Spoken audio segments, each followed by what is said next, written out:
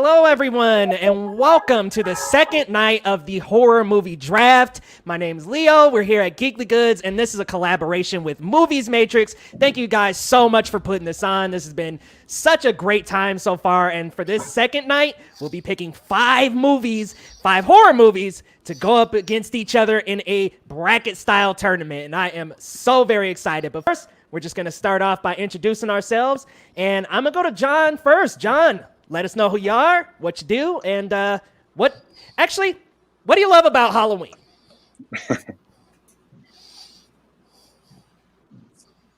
John, you good? So I actually work. Yep, sounds great. Can you hear me? Yep. Yeah. Hello? We can hear you. Sorry, hey, so my name's John. I'm actually an IT professional, but a movie lover.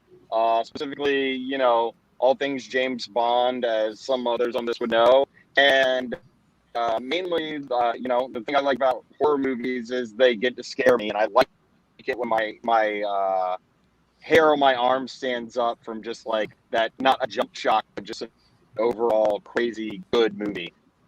And yeah, that's a little bit about me. Amen, bro. Nothing like a good horror film for Halloween time to spook us out. Ryan, what's going on, man? How you doing? Hey, Leo. How's it going? Good, man.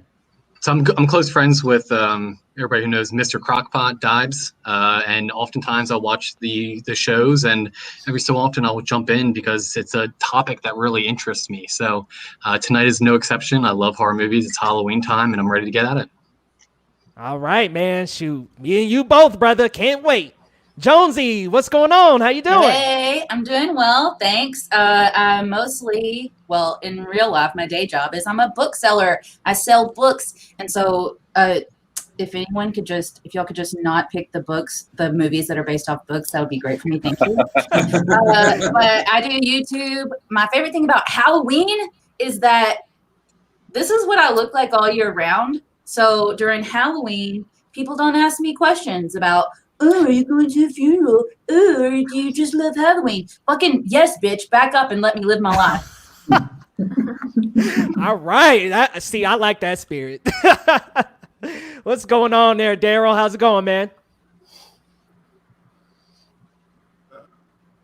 What's going on with you? Oh, dude, I'm great. My name's Daryl. I'm part of a podcast with my best buddy Dan called G Poppy. And I'm also a part of a podcast called Lydia's Last Guest, where we cover each episode of Lovecraft Country, going through this is like a real deep breakdown. We go through a lot of the references on the show and everything. In my day job, I actually teach special needs, and I'm also out on the streets protesting every day. And my favorite thing about Halloween, similar to what Jonesy said, like, people are free to be themselves. So it's the same reason why I love Comic-Con, because you get to, there's nothing that you have to hide about yourself for the world. You can just let yourself be you. And that's something I feel that's really cool. I'm all about individuality. So that's pretty much how I feel about Halloween. Brother, I feel it. That and the candy, my two favorite parts as well, my man. Jordan, what's going on, bro?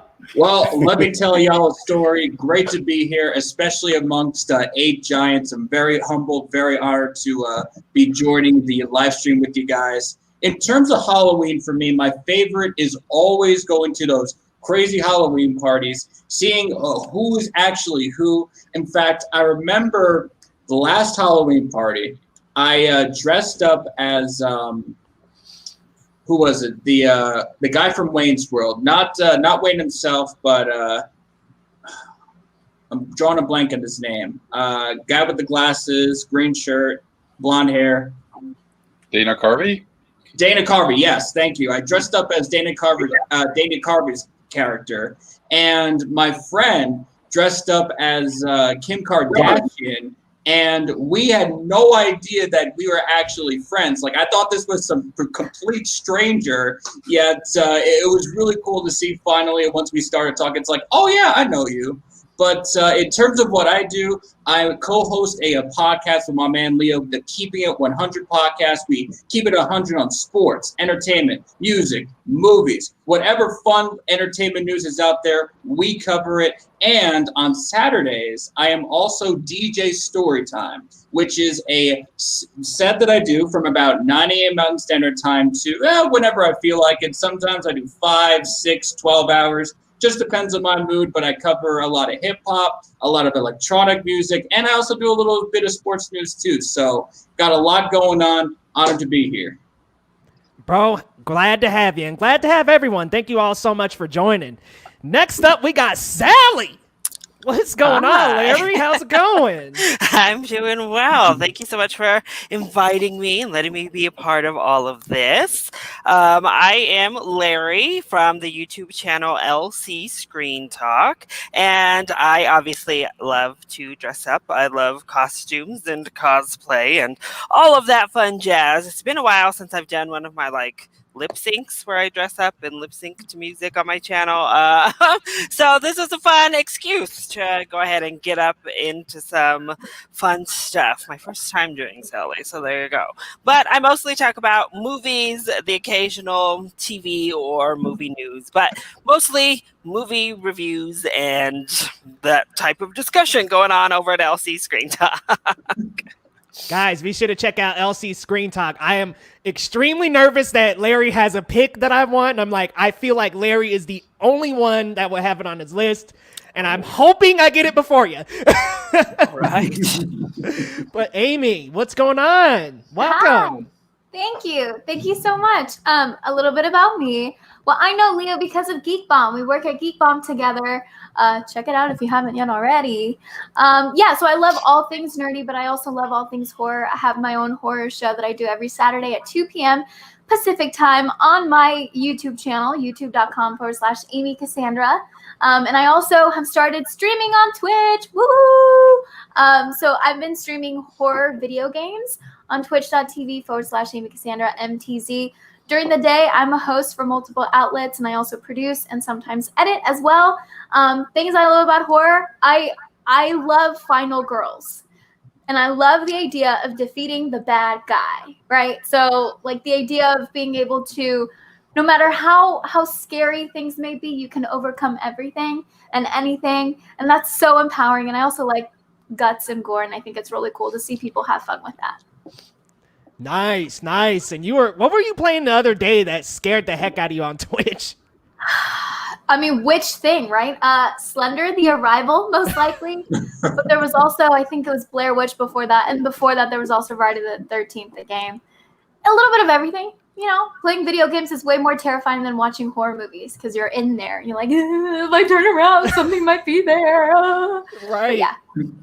I popped into your Twitch stream at the worst moment because somebody popped out as soon as I popped in. I'm like, oh my God, I just had the soul sucked out of me. Jeez, but thank you so much for joining us. Gabe, what's going on, my friend? Hey guys, I'm Gabe. I have a website, filmopinionitis.com, and I'm filmopinionitis everywhere, Twitter, Facebook, Instagram. Also, I'm frequently with both Geekly Goods and Movies Matrix. I write for both sites. This is actually my 4th draft, and I'm excited about this one, which leads to the question because it's about horror, and horror is a genre I really enjoy. I think the main reason is because it has such a broad range. You can have a silly horror movie, a slasher movie, and just have fun, but paper thin characters and just it's all about the kills and the gore, right? But you can have something like Hereditary or something like that where you can use the genre to kind of tell a different story, a character drama or something like that. So I like most sides of horror. I rarely get scared, but when I do, I really enjoy it. I was just telling Leo that I was watching the I Spit on Your Grave remake just right before this. That's messed up.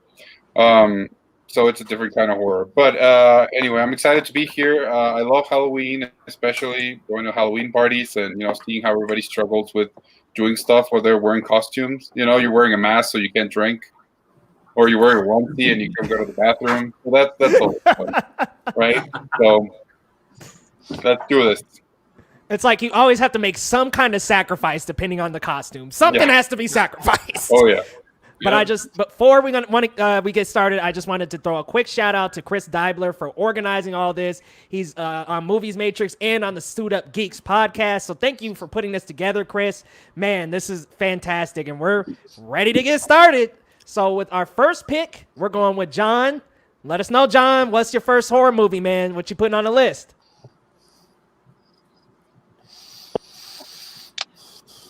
"28 Days Later."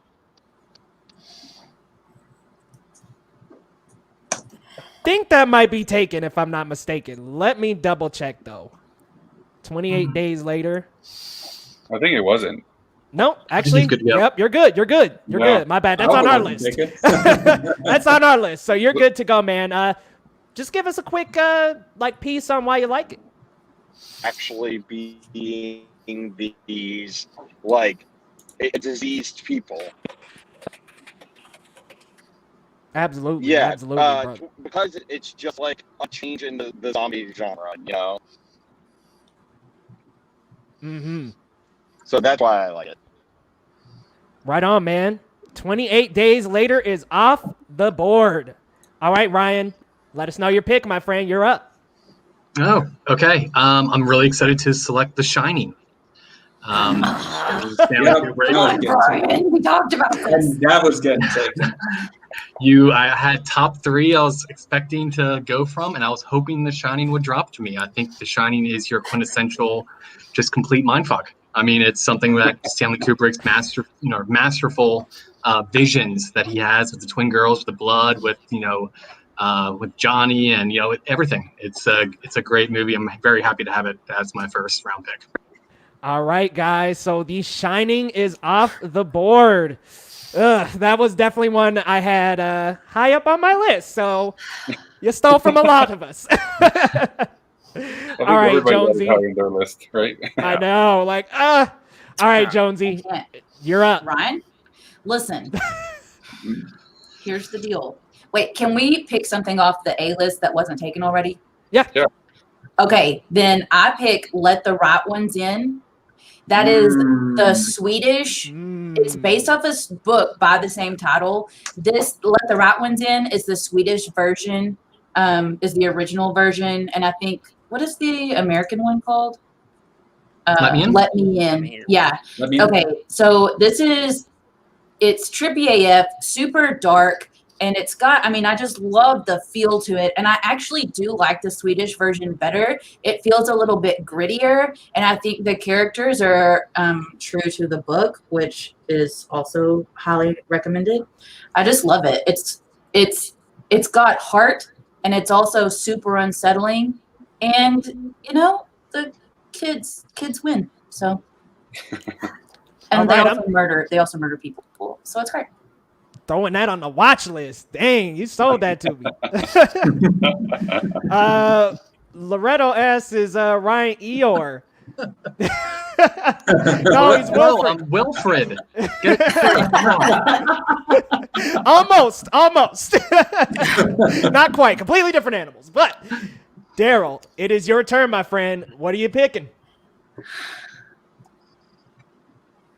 Am I on? Okay, for my pick, I'm gonna go with A Quiet Place. I really didn't think that it would fall this far. And mainly because of Quiet Place. Like anything that has to deal with the absence of a sense, I think is really crazy. And for something like this, where you can't make noise, it's unbelievable, because you never really pay attention to how much noise you make. Everything you do, you breathe, you walk, everything makes a sound, and for you to have to suppress that is pretty crazy. And I really enjoy the performances. I think John Krasinski is for this single film, I think he's a really good director. We'll see what comes out of it, especially with the sequel. But and I also think that this is the last movie to come out recently that kind of took over things when it came out. So I'm playing to the crowd for this one, but I'm gonna go with A Quiet Place. Dude, absolutely excellent choice. I was in the theater and I ended up getting a sandwich and some chips that day. And man, as soon as that movie started, I was like, no chips. That's it. Just don't even touch anything. Be quiet. All right, Jordan, you're up next, my friend. What's your pick? You know, for this pick, it's kind of funny how all of us right now are in tightly confined, maybe even claustrophobic rooms right now. And so what better choice to pick as my first overall pick but Alien, the classic 1979 alien sci-fi horror film featuring the best freaking horror movie, one of the best horror movie monsters I have ever seen. Great film. It set off a fantastic franchise. Well, you know, Aliens, maybe Prometheus, everything else could go away, but that's besides the point. Alien is definitely my pick. Yeah, the xenomorphs are top notch, my friend. Ah, man. Dang, that was going to be my first pick. Damn. Number one off the board, Alien is taken, everybody. All right, Larry, give us your pick. So there's so many good ones, but I decided for my first pick, I'm going to go with the Godfather slashers, if you will. I'm going to go with Halloween 1978. It just is obviously iconic. It still holds up to this day. Even through all of those sequels, we had a very solid direct sequel come out recently, but nothing still quite compares to the magic of Michael Myers' first kills. So I choose Halloween. Oh, man. So that wasn't the pick I was worried about, but that was like my top notch. I didn't think that'd be the one you were worried about, but you know. A great choice. Like you said, the Godfather of slashers, man, started the slasher genre in the modern day. Man, such a great film and just timeless, absolutely timeless. All right, Amy, let us know what your pick is. What's your pick?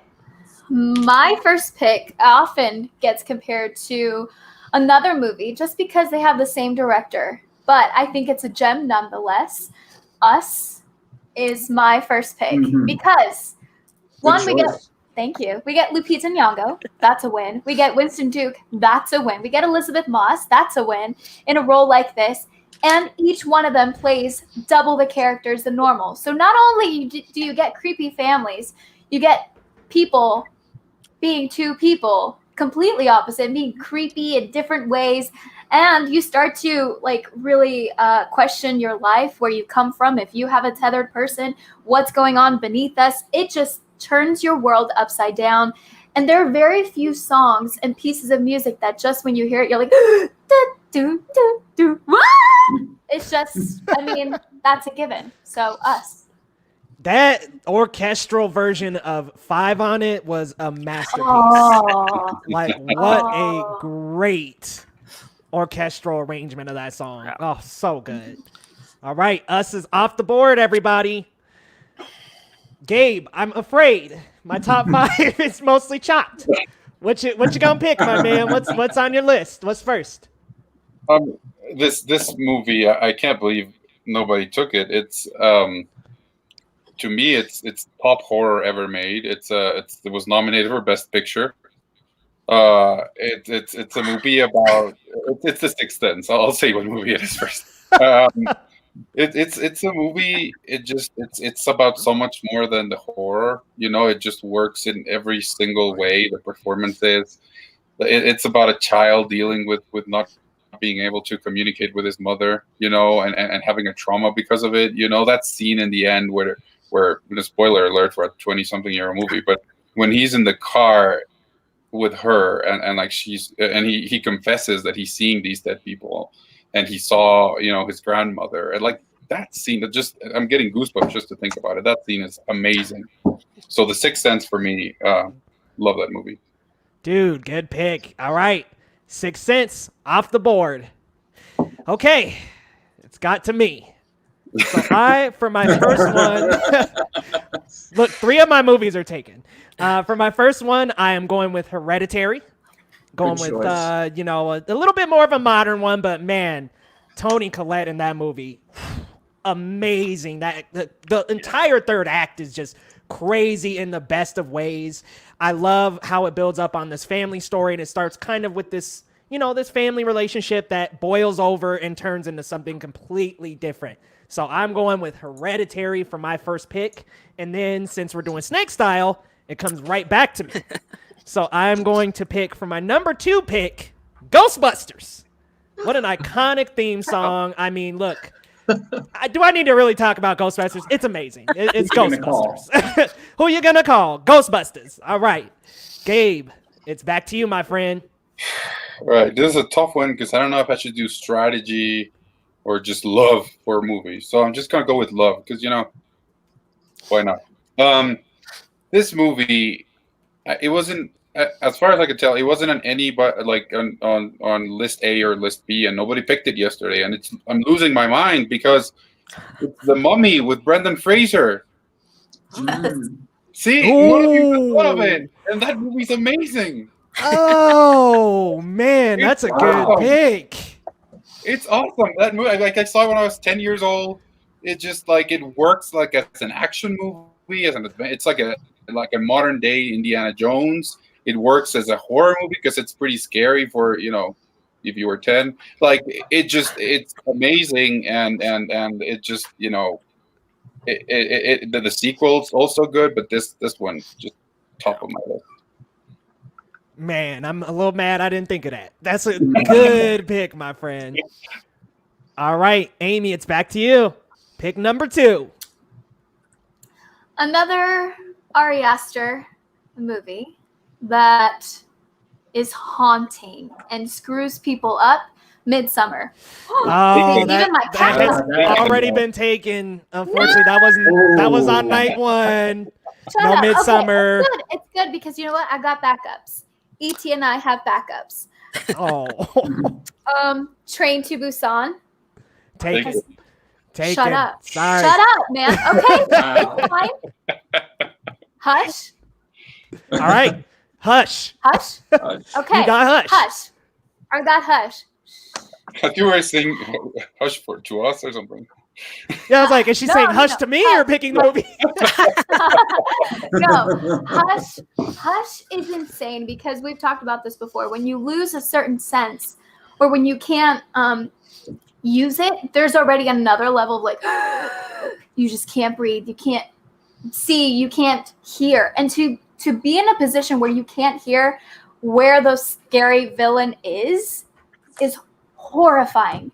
Just to watch a movie and put yourself in that situation is insane. We've all seen those movies of yes, it's a home invasion movie, okay, and you're trying to run away. Well, add another layer to that.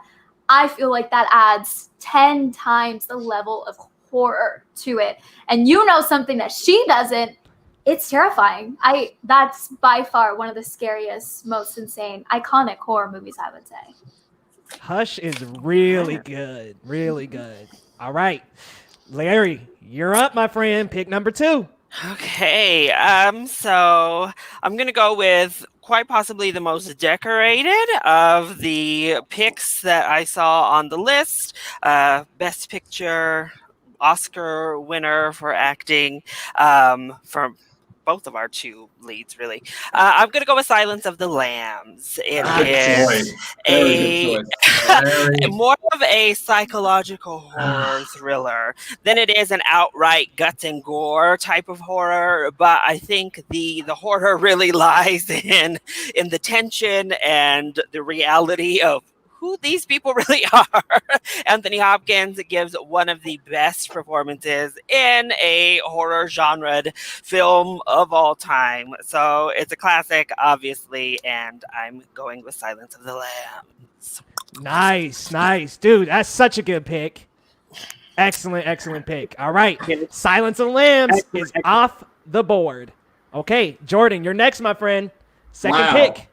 Wow, I gotta say before we get started, all of these movies, right, are giving me nightmares already. However, the biggest nightmare that has ever hit the silver screen is A Nightmare on Elm Street, and that is my second pick. Freddy Krueger, Robert Englund, Are you kidding me? The classic, the one that brought us Johnny Depp for the first time, people. So yes, I am going with that movie as my number 2. And that fabulous little crop top, mind you. Fabulous. All right. A Nightmare on Elm Street off the board.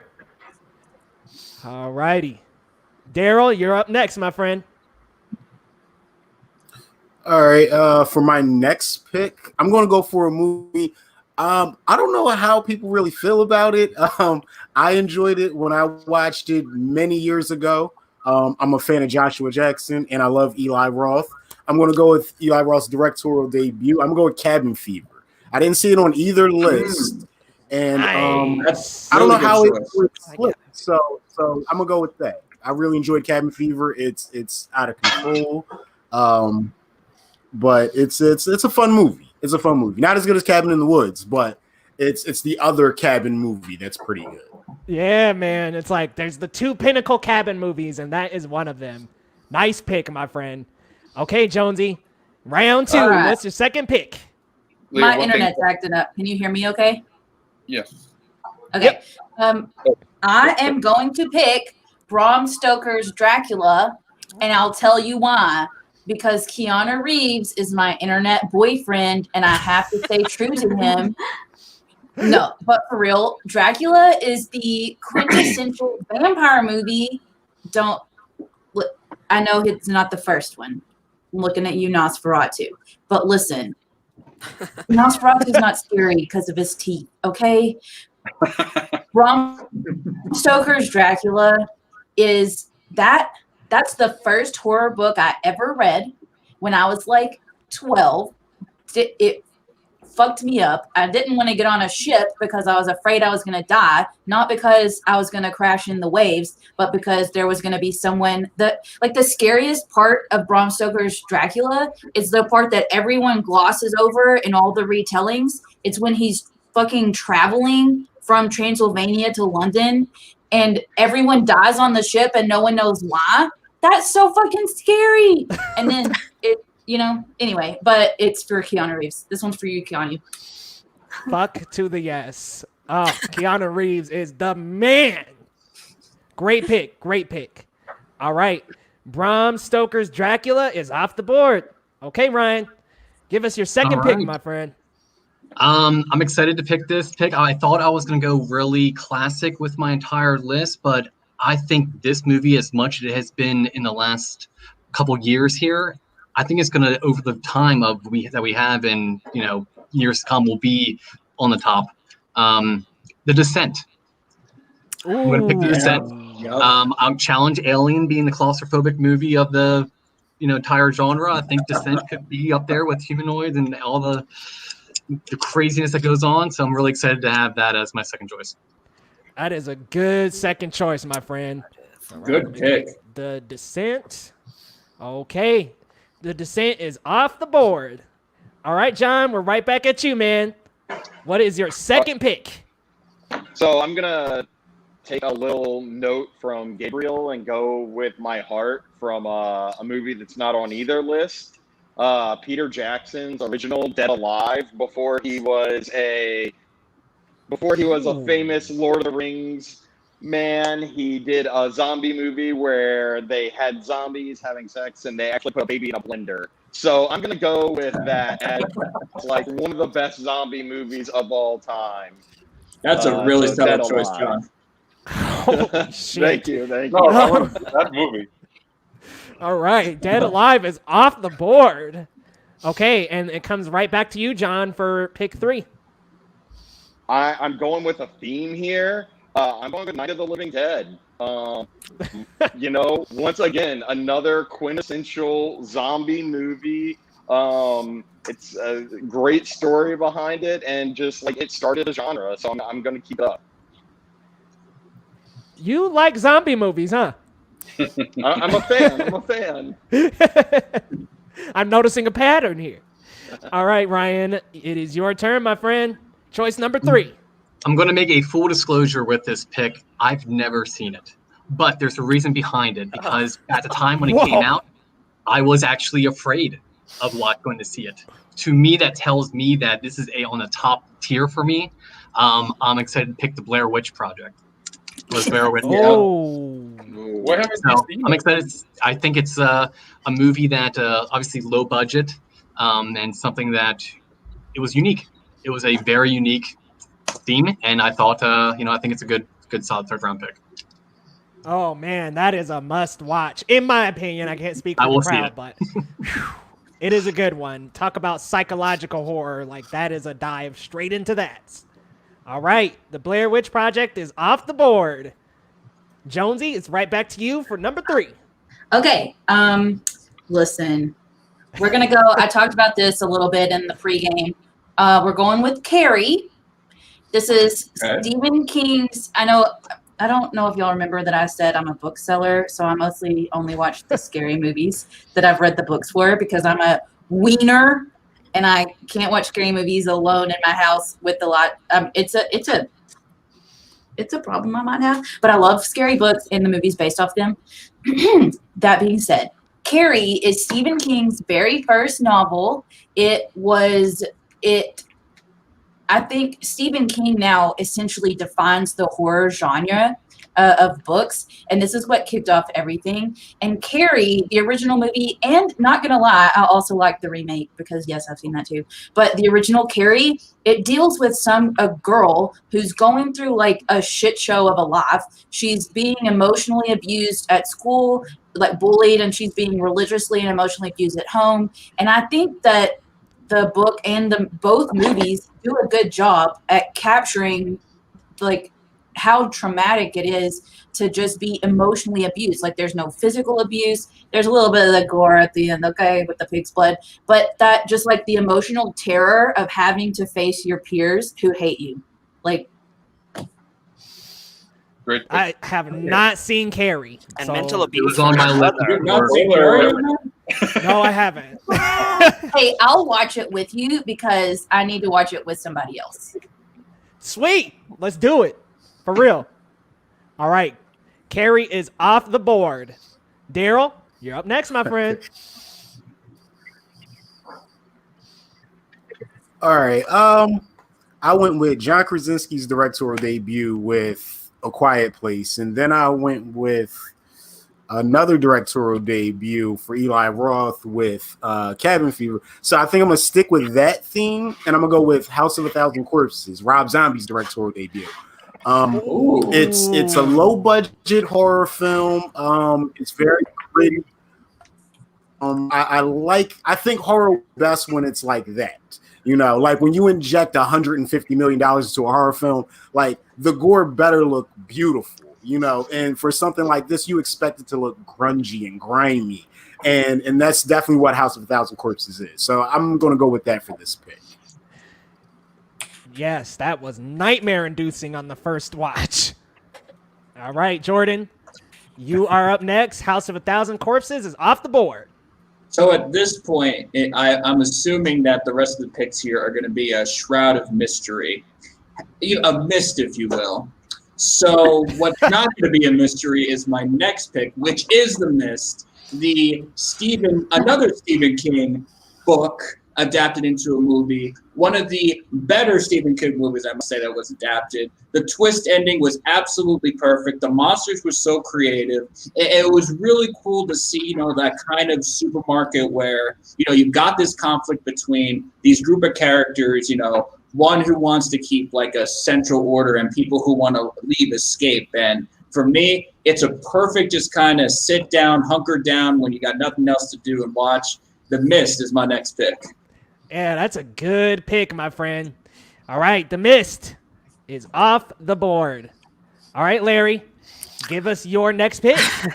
So this one comes with a fun little backstory, I guess. But I'm taking things back to my childhood. And no, I'm not picking The Nightmare Before Christmas. But I am picking a film that I awkwardly absolutely loved at like 4 years old and watched on repeat, much to my aunt's chagrin, because she hated horror movies and really hated that I made her sit down and watch this instead of like some fun cartoons. But They're here. We're going with the Poltergeist. It is So still good. one So of my good. favorite horror movies. Even watching it today, I'm like, these effects hold up really well for like older practical effects.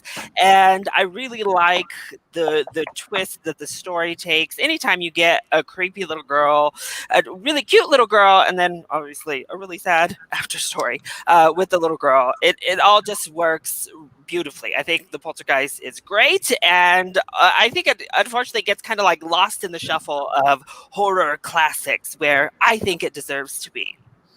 It really does, because it's one of those that you just kind of forget about, and then when you hear it, you're like, oh my god, yes, what a good pick, man. Poltergeist is off the board. All right, Amy, you're up next. What's your number 3 pick? You know what's really scary? Body horror. Body horror is disgusting and it's insane. And Slither is one of the best movies that showcases this. Dang it. It's disgusting. Literally, if you look at the description on, heck, even on Rotten Tomatoes, it says if you can stomach this. What kind of other movie gives you that kind of preface before even going into it? If you can stomach this movie, it's disgusting. It's quintessential horror, I would say, because if horror makes you like super happy and excited, then you also know that like they should add that level of gore and disgustingness that makes you just feel like, and Slither does it. So, yay. Just makes me slither thinking about it. All right. Slither is off the board. Speaking of, the Return of the Killer Tomatoes is a pretty wacky movie. Speaking of tomatoes. All right. We are up at Gabe, my friend. What's that number 3 pick? It's a movie that I keep recommending on Twitter. If you follow me, you might have seen It's called It Follows. I hope most of you have seen it, or if not, it's on your list because it's a great movie. It works so well, just creep the atmosphere. It doesn't really rely on as many jump scares as other movies, even though of course it has them. And it also, has interesting characters and some, parallels with STDs and those kinds of things. So it's mind-blowingly good. I was surprised how good that movie was. So that's my next pick. Yeah, you actually recommended that movie to me a couple of times, man, and wow, what a movie. Still don't know what it is, so who knows? All right. But it follows for sure. It does. Whew. Okay, 2 back-to-back picks. So for the first one, I am traveling back in time to 1963. I felt that my list wouldn't feel like my list without including a little bit of Alfred Hitchcock. And since Psycho is taken, I am going with The Birds. Now, The Birds, what I like about The Birds is that the entire thought of a crowd of birds tearing up your entire home and people around you is just such a scary thought. Like, after watching that movie for a fresh rewatch here lately, I almost don't even want to approach birds. I'm like, good God, they could do some damage. But yes, I'm going with that. And then I got to go with Wicker Man. I feel like atmospherically it is a really creepy movie where you're in the movie and you feel like, just like the main character, what is going on here? Something is wrong. And then when you finally get to the Wicker Man, it was nothing I could have ever imagined. So I'm going The Birds and then Wicker Man. All right, Gabe, and I'm passing it back to you for pick number 4. Yes, so this is one of my favorite movies of all time, which was also inexplicably, it wasn't in either of the lists. And all of you are going to be like, holy shit, it wasn't there. Beetlejuice. Right? Oh, yeah, I don't know how that didn't make it on either list. Yeah, it's amazing. I mean, I can't say enough good things about it. Everybody's great. It's hilarious. It's still within the horror genre because it's kind of creepy, especially in the beginning. Just, they die and they go back home and just shit starts happening. It's just really, really good. So that's my pick. Yes. Nice, my man. Nice. All right. Beetlejuice is off the list. All right, Amy, give us pick number 4. Tales from the Hood. the original one. Ooh. Oh. Yeah, I feel, and hey, if you want to watch the newer ones, you can, but I'm talking about the first one. Horror anthologies are great because they take you on a little ride, and you get like 4 little ones or 3 little ones. It depends on the movie. So you think you've survived, and you're like, wow, that was great. That was a fun time. And then you have to experience those feelings all over again. And Tales from the Hood, without giving too much away, it gets so creepy, and there's some body horror, there's some gore. It gives you a little bit of everything while being topical, while still being social commentary. There's so many layers to it, and it intertwines everything together in a beautiful way. Tales from the Hood is perfect. It's just chef's kiss. Tales from the Hood. That wasn't even on either list. So, all right, that is off the board. Nice pick, by the way. That's like one of my guilty pleasures. I love Tales from the Hood. All right. All right, Larry. Give us number 4. Okay, so I don't believe this film was on either list either, so I'm going to, I hope, maybe I was blind, but I'm going to go with a more recent, I think falls into psychological and somewhat body horror as well, and I'm going to pick Black Swan for my number 4. Natalie Portman, again, gives an amazing performance, an Academy Award-winning performance, but I think she is fantastic, and just like the wrestler had done right around the same time frame, I actually personally think Black Swan takes it a step further in so many of the horror aspects to really show the trials and tribulations of perfection in this case as a ballerina, but it really infuses those horror aspects well when she's like pulling the like bird feathers out of her back or like cutting her nails with those scissors. It's really crazy, but really a fantastic mind screw. Oh my goodness. That was such a good pick. Not on either list either. You're right. Ooh, nice pick. All right. Black Swan is off the list, folks. Okay. Jordan, give us your pick, man. Number 4. Yeah, so before I go to my next pick, I must say I had Tales from the Hood on my board as well. So I had no idea that Amy was going to steal that from me. So how could you do that You're to welcome. me? But I'm going to tell y'all a story. And I hope no one's planning on eating any ice cream or frozen yogurt anytime soon, because I'm going to be talking about The Stuff, another body horror film that doesn't get talked about a whole lot. Features Garrett Moriarty, who's a very long-time actor. And it was really cool to kind of see, kind of that 80s, consumerism taking control of everything. And what's really cool is that The Stuff literally turns you into a zombie and eats you from the inside out. And I recommend not having any ice cream, nor whipped cream, nor anything creamy after you see this film. That movie is disgusting. Woo! All right, The Stuff. There we go, bro. Okay. The Stuff is off the list. Okay, Mr. Darryl, give us your number 4 pick.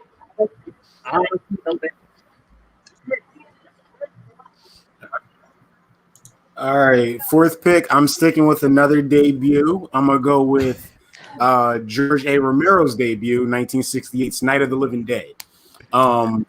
Mostly because this film pretty much revolutionized the genre. Somebody took that. Yeah, Ushered in the zombie genre. Hold on, Darryl. Somebody took John. Wait, Yeah, somebody John's took got when? that pick. Tonight? Yep. John's got that pick. Oh, John, you're killing me. I agree with you. I agree with you. It is a revolutionary movie, and it changed this genre. I 100% agree. Really. All right, I'm gonna go with you know what? I'm gonna go with a movie that I liked when I was a kid. Kevin Bacon. Damn, I can't remember the other guy's name right now. Fred Ward, I think. I'm gonna go with Tremors, the first one. Tremors. It's a fun movie. It's crazy. It's kind of like A Quiet Place where you can't make too much noise or these things are going to pretty much fuck you up. So I'm going to go with Tremors. All right. I'm actually kind of shocked that one fell so far down. All right. Yeah. Tremors is off the board. goodness. Night of the Living Dead broke my heart. I was trying to go debut. Almost all debuts. All right. Jonesy, you're up next with number 4. Okay, y'all ready for this? I also talked about this a little bit in our pregame. Listen, y'all are talking about body horror, but let me introduce you to plant horror, where, like, I don't know if you've seen any plant horror movie, surely. But, like, I don't know about that one. I'm talking about, it's not on this list, I'm talking about Annihilation. Have y'all seen one? Annihilation? Okay, so that's trippy AF. The special effects and the graphics, so good. But what's the trippiest thing about this, also based on a book, it's the first in a trilogy. It's by Jeff Vandermeer. He writes such great speculative fiction. Sometimes it pops up in sci-fi and sometimes it pops up in horror. But like in Annihilation, you can't, there's like hypnosis is involved, so you can't trust yourself. You can't trust anyone around you. So you can't trust the people. But then also the plants are doing some crazy shit. The flora and fauna are just, are they really plants, or is that your husband from a past life? Like, I don't know. It's, your guess is as good as mine. But trippy plant horror. So I'm going with Annihilation. That movie effed me up, yo. Like, oh, the monsters in that movie were just crazy. Like, what? That bear thing that ate somebody like mid-movie? Mm-hmm. Oh, my God. Crazy. And might I recommend the book? That's on the list, and now Annihilation is off the board. All right, Ryan, give us pick number 4. You know, I need a little bit of gore on my list. And I think for me, the gore that I grew up, and when this movie came out, I was like, I don't know if I can watch this. And yes, I did watch it, and I loved it. And then they made 6 other ones because Saw is pretty damn good in my opinion. I just love the fact that you go into a situation where you wake up and you don't know where you are, and you're tied to a bathroom floor and how to get out of this game. And someone actually doing a game, making this game, all the bodily harm you have to do to yourself to get out of the game. That's crazy to me. So Saw, 4th round.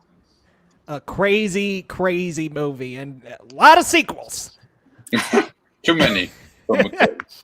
Versus like we could probably do a draft on Saw sequels. There's one on the way sometime soon. Hopefully, maybe. Like 2027 at this point. Yeah. All right, John, give us pick number 4. All right. Well, I really wanted Saw, and I was like happy that no one had picked it, but now it's gone. So I gotta come up with something. You know, this is like a little bit of nostalgia for me, a little bit of like the late 90s, and it's on yesterday's list, I think. But I Know What You Did Last Summer as like just one of those great movies that like I was pretty young when it came out. My parents shouldn't have let me watch it, but they totally did, and it was just overall. It still sticks to me with this day. Like, is a man gonna come at me with a fish hook? I don't know. For real. Summer. Okay, and you get pick number 5. All right. And another thing that my parents probably should never have let me watch growing up, but Candyman. Like, that movie just was just darn. Not, a little bit of love from me and my growing up childhood watching horror movies. So I'm glad to get those 2.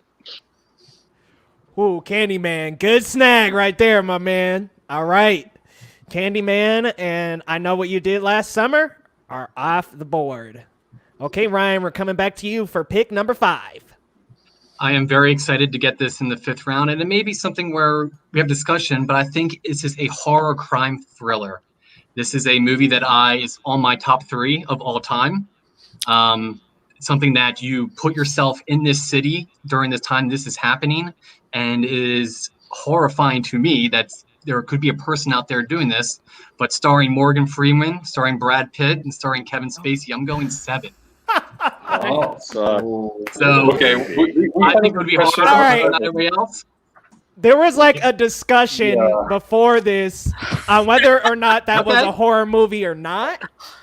And a lot of people said no, but you know what, Gabe? I think it's let's do it. You got it. 7. 7's on your list. Lucky you, man. That's such a good movie. Ah. Hey, I'm willing All to go with the crowd, and if they think that it's too much of a crime thriller and not horror, quote unquote, then I have a second back up. So Well, that's a good question. If you think it's a horror, would you just raise your hand? Nope. Ooh. oh man, Here's the thing. Saw is pretty inspired by 7. And yet Saw we do accept as horror because everybody thinks of Saw as horror. But that What if being you've said, only I just seen don't 8 think and not is horror. 7? Like I don't think it is. You've only seen 8, but not 7. Oh my God! What's in the box? Okay. well, I'll put it back I in the know the box, reference. and you allow me to pick again. Yeah. Back in here. Back in the box, unfortunately. Okay, how about we go with the girl climbing out of the TV in The Ring? Ooh. I wanted to get that one. The Ring. All right. That was another one I'm shocked fell so I far. don't know. Maybe I should have raised my hand for 7 because The Ring was my next one. Maybe I should have raised my hand. Oh man, I don't think that's even on any of the lists. Let me see. That scene I with think her it was coming out not. of TV is just can't Iconic. go wrong with that. It's good for me. Great Yes. movie. The Ring is off the board. Okay, Jonesy, give us your number 5. Okay. The Ring is based off of a Japanese folktale about the girl that lives in the bottom of the well. So I am going with another folktale. This one's going to be Krampus. If y'all don't watch Krampus on December the 5th, I'm going to come after all of y'all. Listen, I know all the rest of my choices are based off of books. This one's based off of a legend. But guys, I love it. It's so scary. Why do we have Santa Claus and why do we reward good children when we could just murder the bad ones? yeah. Right? I love it. Krampus, creepy AF. That is definitely a creepy one. And man, I was like, I don't know. Santa Claus, I'm not looking at you the same, my guy. All right. Daryl, pick number 5, my man. What you got? All right, so I'm gonna go with the movie that's it's born sexist, it's testosterone filled. I'm gonna go with Predator. It's Good choice. packed with tons of great lines. It's not as quotable as Ghostbusters, but it's just as memorable. The beginning scene with Arnold and Carl Withers, Dylan, you son of a bitch, and they give each other the high five, and you just see their biceps bulging. It's ridiculous. It's so over the top. Jesse Ventura calling somebody a limp dick. Whatever, it's crazy. So I'm gonna go with Predator. I really enjoy it. I think it's just over the top insane. So, and the Predator is a scary creature. It's a very scary creature. Still gives me nightmares to this day. Yeah, so good, man. All right, Predators, unfortunately, is off the board. All right, Jordan, give us your number 5, my friend. You know, for this next one, I was surprised this was never discussed on the list. In fact, to piggyback off Jonesy's movie, I was like, Krampus, checking this list once, checking this list twice, 3 times. It was definitely not on there, and it's definitely not a bad child whatsoever. We are going to go with the second of the John Carpenter Apocalypse trilogy, Prince of Darkness. If y'all have not seen that movie yet, that is a beautiful movie, really put together. It takes a lot of like weird religious themes and turns it into a fantastic horror film. Definitely one of my must go-to watches for this Halloween. right, Prince of Darkness. Nice. All right, John Carpenter, man. Halloween and The Thing, both gone. All right. Prince of Darkness is off the board. Larry, give us your number 5. Okay, I'm going to go with a more recent film that I think just was unfairly judged in a lot of ways from critics and is overlooked as a modern day horror, one of the best modern day horrors for me personally over the past decade or so. And I'm going to choose Sinister, particularly as we move through and get toward the ending of that film. I was freaked out watching Sinister. Now, the sequel ruins it a little bit because that sequel is so bad. But the first Sinister, with the premise as we follow Ethan Hawke in, his horror guy shtick that he got into for quite some time. But I think it's a really great and quite sinister film. So that will close out my list. Ooh, good closeout. Another one off my list. What opening scene with the family hanging from the tree? Oh, yeah, this is horrifying. Talk about like throwing you right into a horror movie, right in your face. That was just... Oh God, just thinking about it. Yeah. All right, Sinister is off the board. Okay, Amy, give us your number 5. So to close out my picks, I'm going with a movie from my unofficial Mexican godfather, Guillermo del Toro. I love him so much. And you know what's scary about horror movies? That sometimes they just kind of sneak up on you. They don't scream horror, but they have so many horror elements that you classify them as horror. Pan's Labyrinth is one for me. Pan's Labyrinth was taken on the first night. No, it wasn't. I freaking checked. Yep. Oh my God. Okay. Yeah. You know what? A true pro is always ready. And the other pick that I have, unless you're going to tell me they also took it, is Killer Clowns from Outer Space. Ooh, no, it was not taken, but dang, that's a killer pick. Wow. Yes. Okay. A lot of people are terrified of clowns. I feel like I don't have to say this. What's so scary about Killer Clowns from Outer Space is that you don't think they're that scary and terrifying, but then you see human cocoons and you're like, you know what? It's all over. It's over. You think cotton candy can be fun and all that, but not if you see it in the form of a human cocoon. It's terrifying. It's creepy. It's like you have 2 layers of basically aliens, right? And clowns. Like what?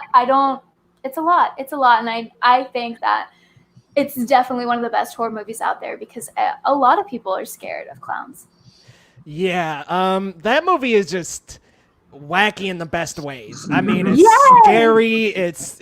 There's aliens, there's clowns. It's crazy how weird that film is, but it's entertaining. And I didn't find myself. That's the only clown movie that I'm not scared of. The only dark clown movie that I can say I can watch. So that's why it's a really good pick. Because if you are terrified of them, you're like terrified of watching the movie. And if you are terrified and you're like Leo, that you're like, I think I can do this, then it's a win-win for everyone. So everyone wins with this movie. Win-win all around. All right, Amy, Killer Clowns from Outer Space is off the board. All right, Gabe, give us your number 5 pick, sir. All right, so I'm somewhat torn about picking this one, but I think I need to pick it. And I'm torn because it's directed by a guy who also directed another one of my picks, but it's one of the films that have impacted me the most. I think I was just the right age, and it's Shyamalan's Signs. Yes!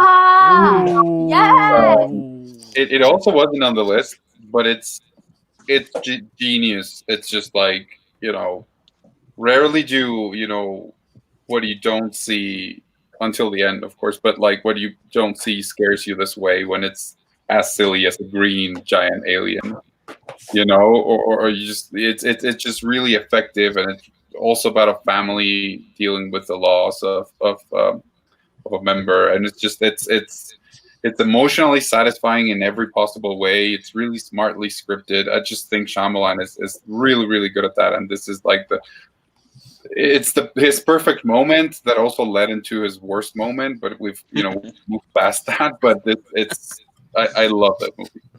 Such a good movie. Kind of shocked it wasn't on the list.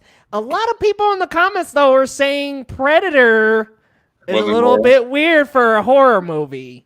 Yeah, I was thinking the same. Let's go around the room again. Raise your hand if you think that Predator is a horror movie, because I would count it. What's the difference between What's that? I would. What's the difference between that and Halloween? The Predator is Michael Myers. True. I mean, I would count it as horror personally. But they don't really. It's so action heavy. It's very Arnold Schwarzenegger-y. Yeah. I just saw in the chat that it's classified as horror, so Yeah. I guess I would go with that. If that's its classification, then When you know. when you look it up, it says sci-fi sci-fi action horror movie. I feel like would it not be the same as like on the same level as Tremors? That's like a Like I guess it's like a monster horror. campy almost. Yeah, it's like a creature horror. Oh man, y'all about to throw my pick out the window. Uh-oh. I already know it's gonna be a huge no. My horror pick for number 5 is the first The Terminator. Now let me tell you why. Leo. Let me tell you why. Tell me a story.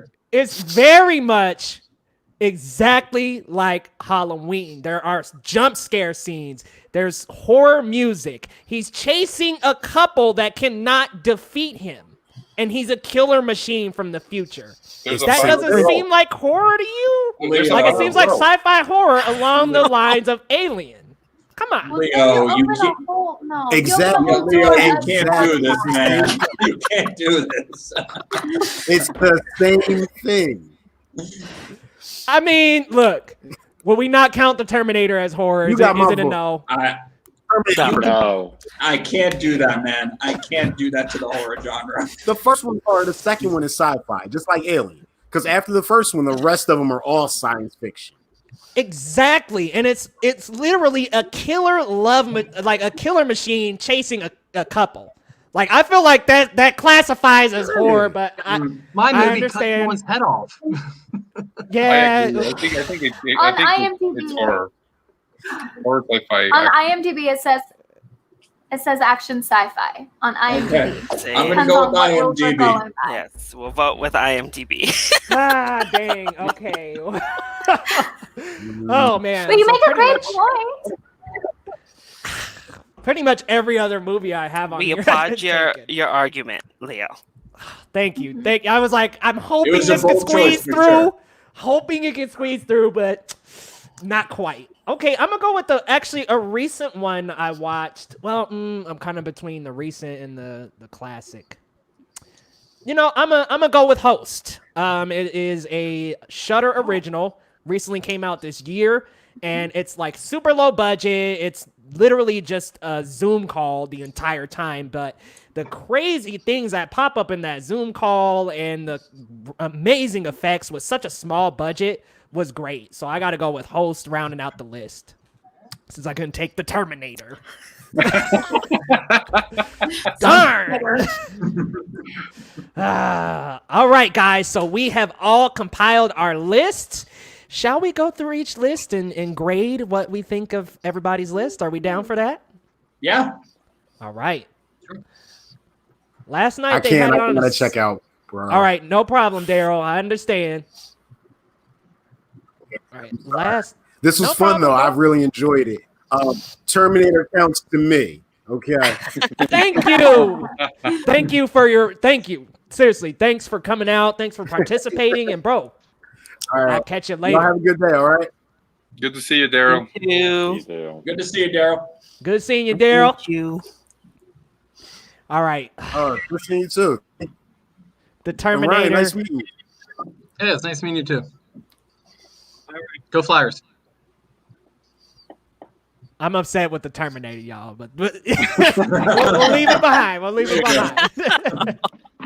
that is not gonna get put on any horror list. Okay. So starting out with John's list, we're just gonna go through each list and just say what we think about the list and give it a rating out of 10, what we personally think.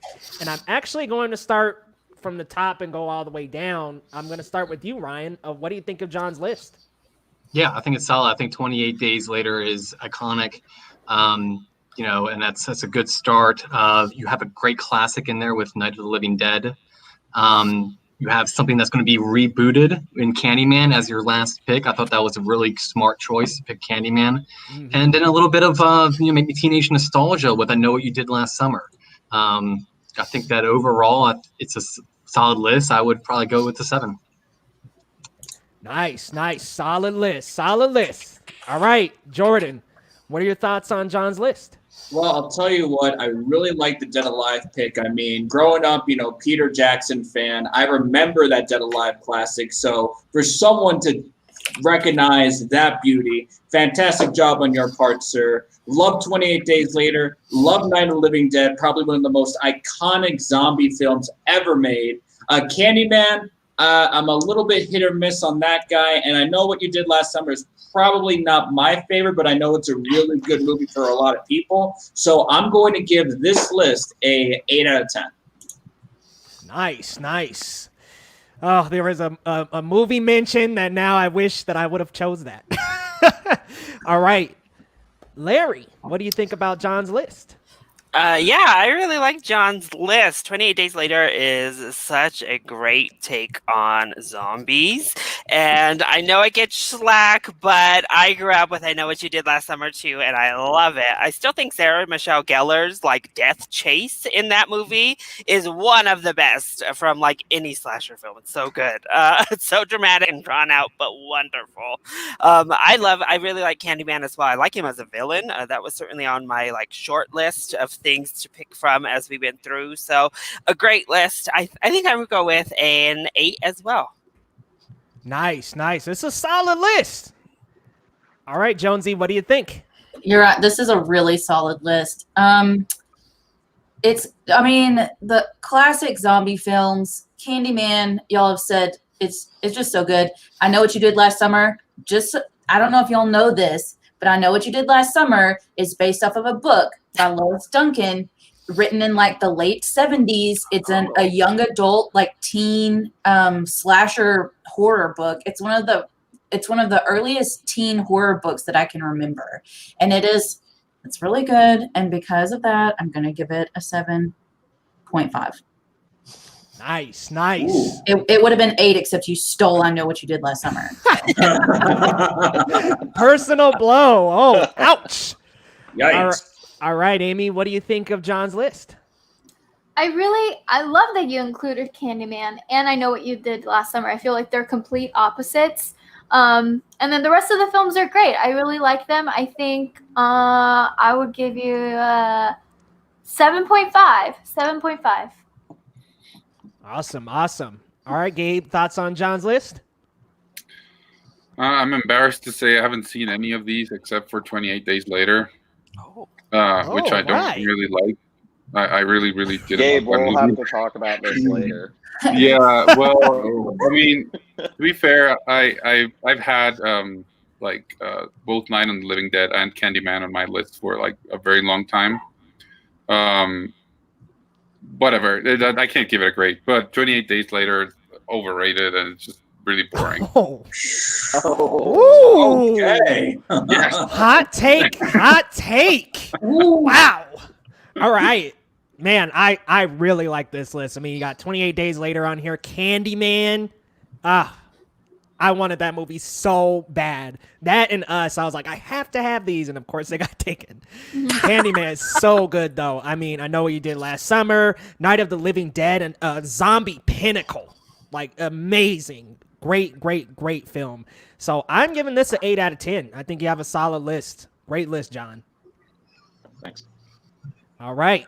Moving on to Ryan's list. Starting with Jordan. You're actually right up underneath. Well, I'll start with John. John, since you're right under me. Go ahead and let us know what you think about Ryan's list. This is honestly a great list. I was kind of taken back when somebody else got Descent, because honestly, that was like fitting into my zombie-ish role, right? Like, I really love that movie. I had to almost hide my eyes seeing that in theater. So you're definitely getting bonus points on that. The Ring and Saw are classics, and of course the Blair Witch Project are like amazing. I would give this list an 8. Yeah. A fantastic list. Some good classics. And man, the Blair Witch. Nice. Also, don't you want us to grade our own lists? Like maybe John can grade his own list. Yeah, sure. That would be cool, actually. Yeah, John, what do you think of your list? My list, I think it's the Gabe threw a best wrench in list. it. Oh yeah, Gabe's throwing a wrench in. I think my list is amazing. No, Dead Alive. I knew that there might be one other person that would have actually seen that movie. Maybe that's a horror B film classic for me. And I kind of noticed that there were zombie movies on there, and I was like, I'll go with a little bit of a theme. But there was definitely some on there that I wanted. So probably I'd give myself like an 8, maybe an 8.5 on my own list. Nice. All right, 8.5, inching up high there. There we go. All right, Ryan, what do you think of your list? I'm really happy with my list. So I set my list out in tiers, obviously, before I did all this, and I was able to acquire The Shining and The Descent, which were both on my tier 1 on my list. So that makes me extremely happy. I went third round between Carrie and Blair Witch, and I wanted to kind of go opposite as far as something I thought that was innovative. I thought the whole thing behind Blair Witch was very innovative. And I was also between Saw and Eli Roth's Hostel. I wasn't sure how that would have gone. I thought that Saw maybe would have been more popular and something that I could have taken both. But I do want to put out there that Hostel was definitely on my list that I wanted to potentially take. And then The Ring, wrapping it up as a childhood kind of deal. I like my list. It's a good list. What would you give it out of 10? I'd give it a solid 8 for sure. Nice. All right, Jordan, what do you think of the list, my friend? So a lot of this has to do with the fact that this is mainly my childhood. I mean, The Shining, that was like the first horror movie I saw with my dad. So great choice right off the bat. The Descent, definitely the second best claustrophobic horror movie I've ever seen, right below Alien, in my opinion. And then The Blair Witch Project, really like one of the best first found horror films out there. Saw it, beautiful classic. Don't like what came after Saw, but that's another story for another day. And then The Ring, you ended it with a fantastic cherry on top. My guy, you get an 8.5 out of 10 from me. Thank you so much. It's a solid list. Yeah. All right, Larry. Yeah, so I really like 4 out of 5 of these. I personally do not like the Blair Witch Project, but that's just me. So that's the only one I would boot out of this list. But obviously, 3 of these are pretty much seen as classics in their own right. When you see The Shining, it's just a classic period. But I think Saw and what it ushered in and how it changed the horror genre. The Ring is also really changed the horror genre and spawned so many trends that we've seen over the past decade and a half. And then The Descent is such an underappreciated, amazing claustrophobic horror film. It was definitely on my list too. Didn't get to it quick enough. But I think that it's a great list. And the Blair Witch Project obviously does have its place, and it spawned a trend I don't like in horror films. But, it is what it is. So I think I would go 8.5 on this list overall. Good list. Very solid. All right, Jonesy, what are your thoughts on Ryan's list? Here's the deal. This might be my favorite list out of all of them, mine included.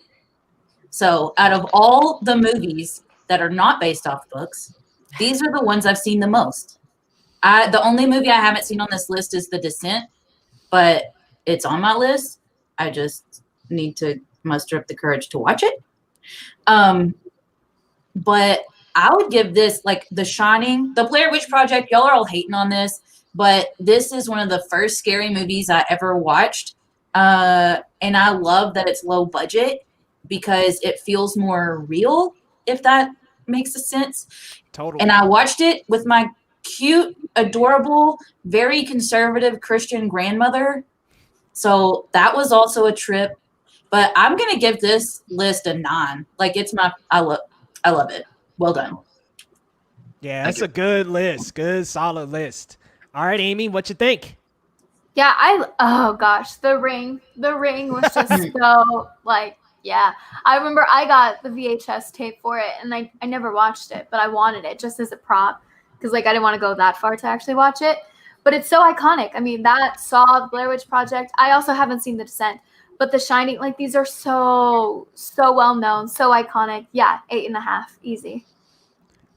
A lot of iconic titles on this one. Gabe, what you thinking, man? I don't like this list. Hot take. I mean, you have two fantastic, great movies in The Shining and The Ring. The Descent I have not seen, so I can't say. But the Blair Witch Project you haven't seen, and you're in for a disappointment because that movie's fucking boring. It's boring. It's Dave, don't do that. Inducing.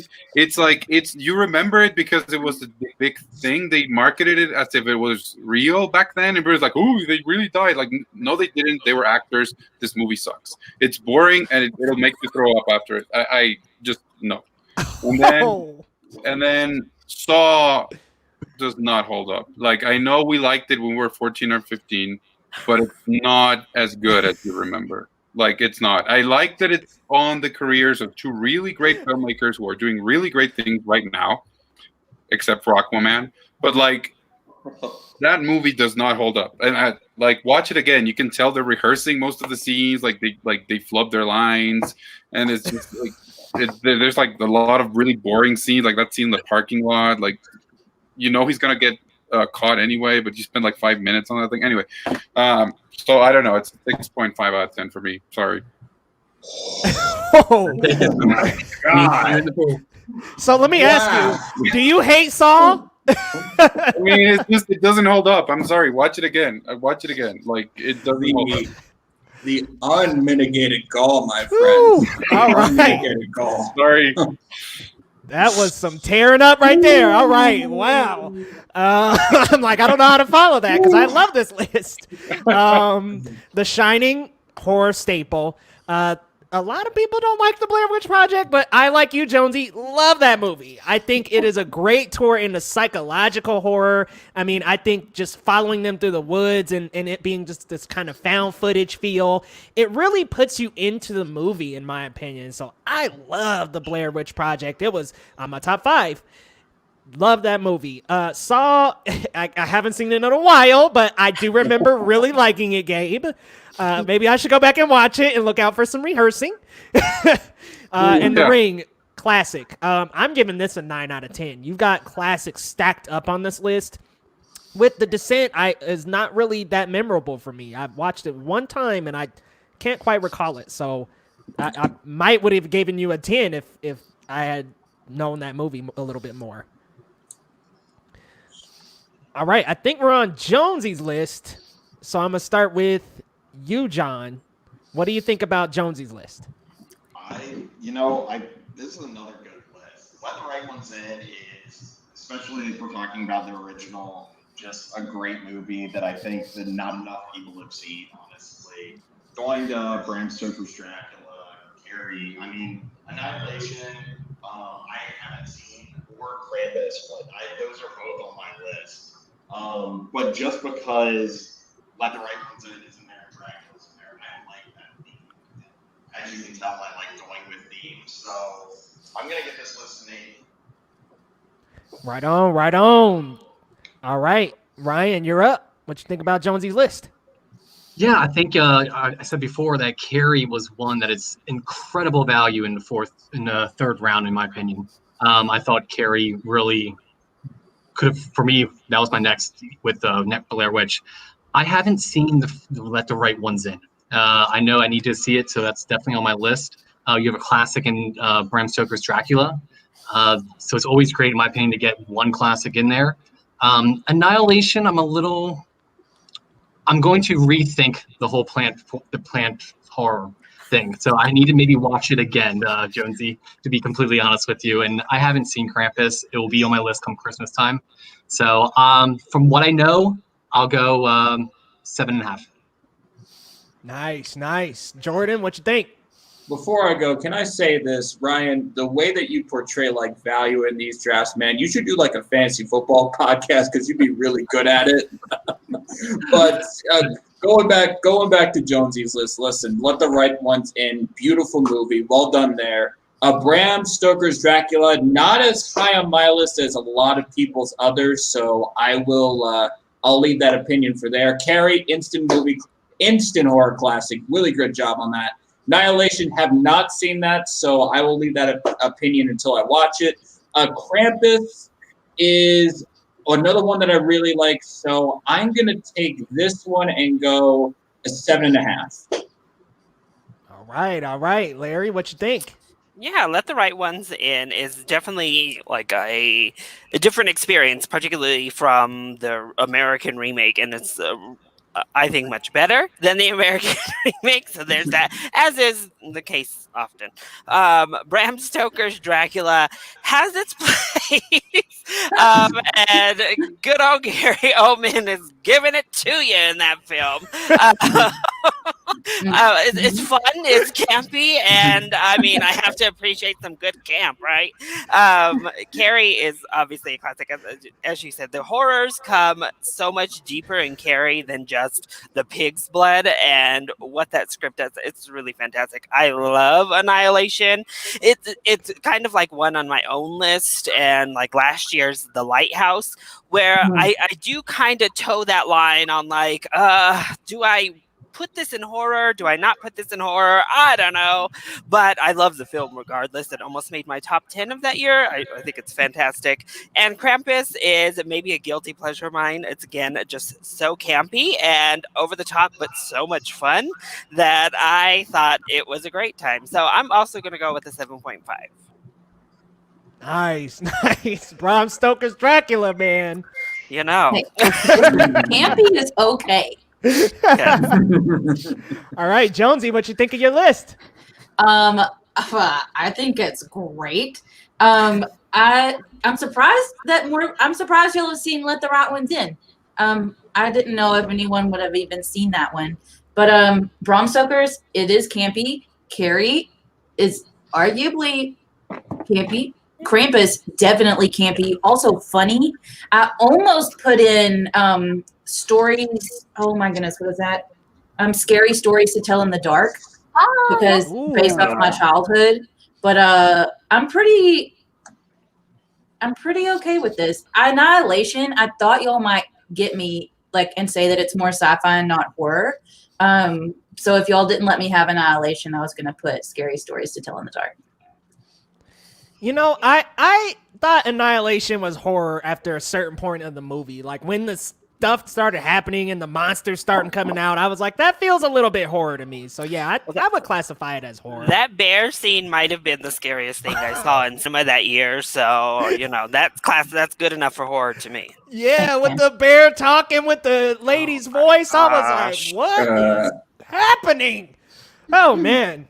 All right, Amy, what you think? I have not seen enough movies from this list, but with that being said, I think that bringing in a classic, if you're able to, into this list is great. Whether you love it or everyone else loves it or thinks it's campy, I think there's something to be said about honoring where everything started. Like, we wouldn't be here in horror had it not been for the OGs. So the fact that you've got Dracula there is great. I love Carrie. I love Carrie so much. So, yeah, I would say 7.5. Yeah. Nice. All right, Gabe, you about to tear another list up? Here we go. Gabe. This one I can't really tear because unfortunately I have not seen any except Carrie and Dracula. And Dracula, I was a kid, and I think it's somewhat campy, but I don't remember it that way. So I really need to see it again to tell you if I like it or not. Annihilation, I can't believe I haven't watched that one because I love Ex Machina, and from the same director, and I've really been meaning to see it. But it's one of those things that are on your list, and it's somewhat long, right? It's like 2.5 hours. You're like, oh, I'll watch it later when I have more time. That's my mistake. Now, the book is really short if you want to read the book. Yeah. Oh, that would be probably a good idea. But I have to say I'm a bit disappointed because when you started talking about planned violence, I thought you were going to pick Troll 2, which I wasn't right? Because who doesn't love Troll 2? Come on, it's better than any of these movies. I've never seen it. It is the best film ever. You are going to have a fantastic time with this film. Just absolutely insane. Yeah, it really is something that has to be seen. So I can't give you a grade, but I mean it's I've heard great things about all these movies. So sorry. I can respect that, Gabe. Thank you for not tearing me another asshole. People are gonna get it. No, I'm just kidding.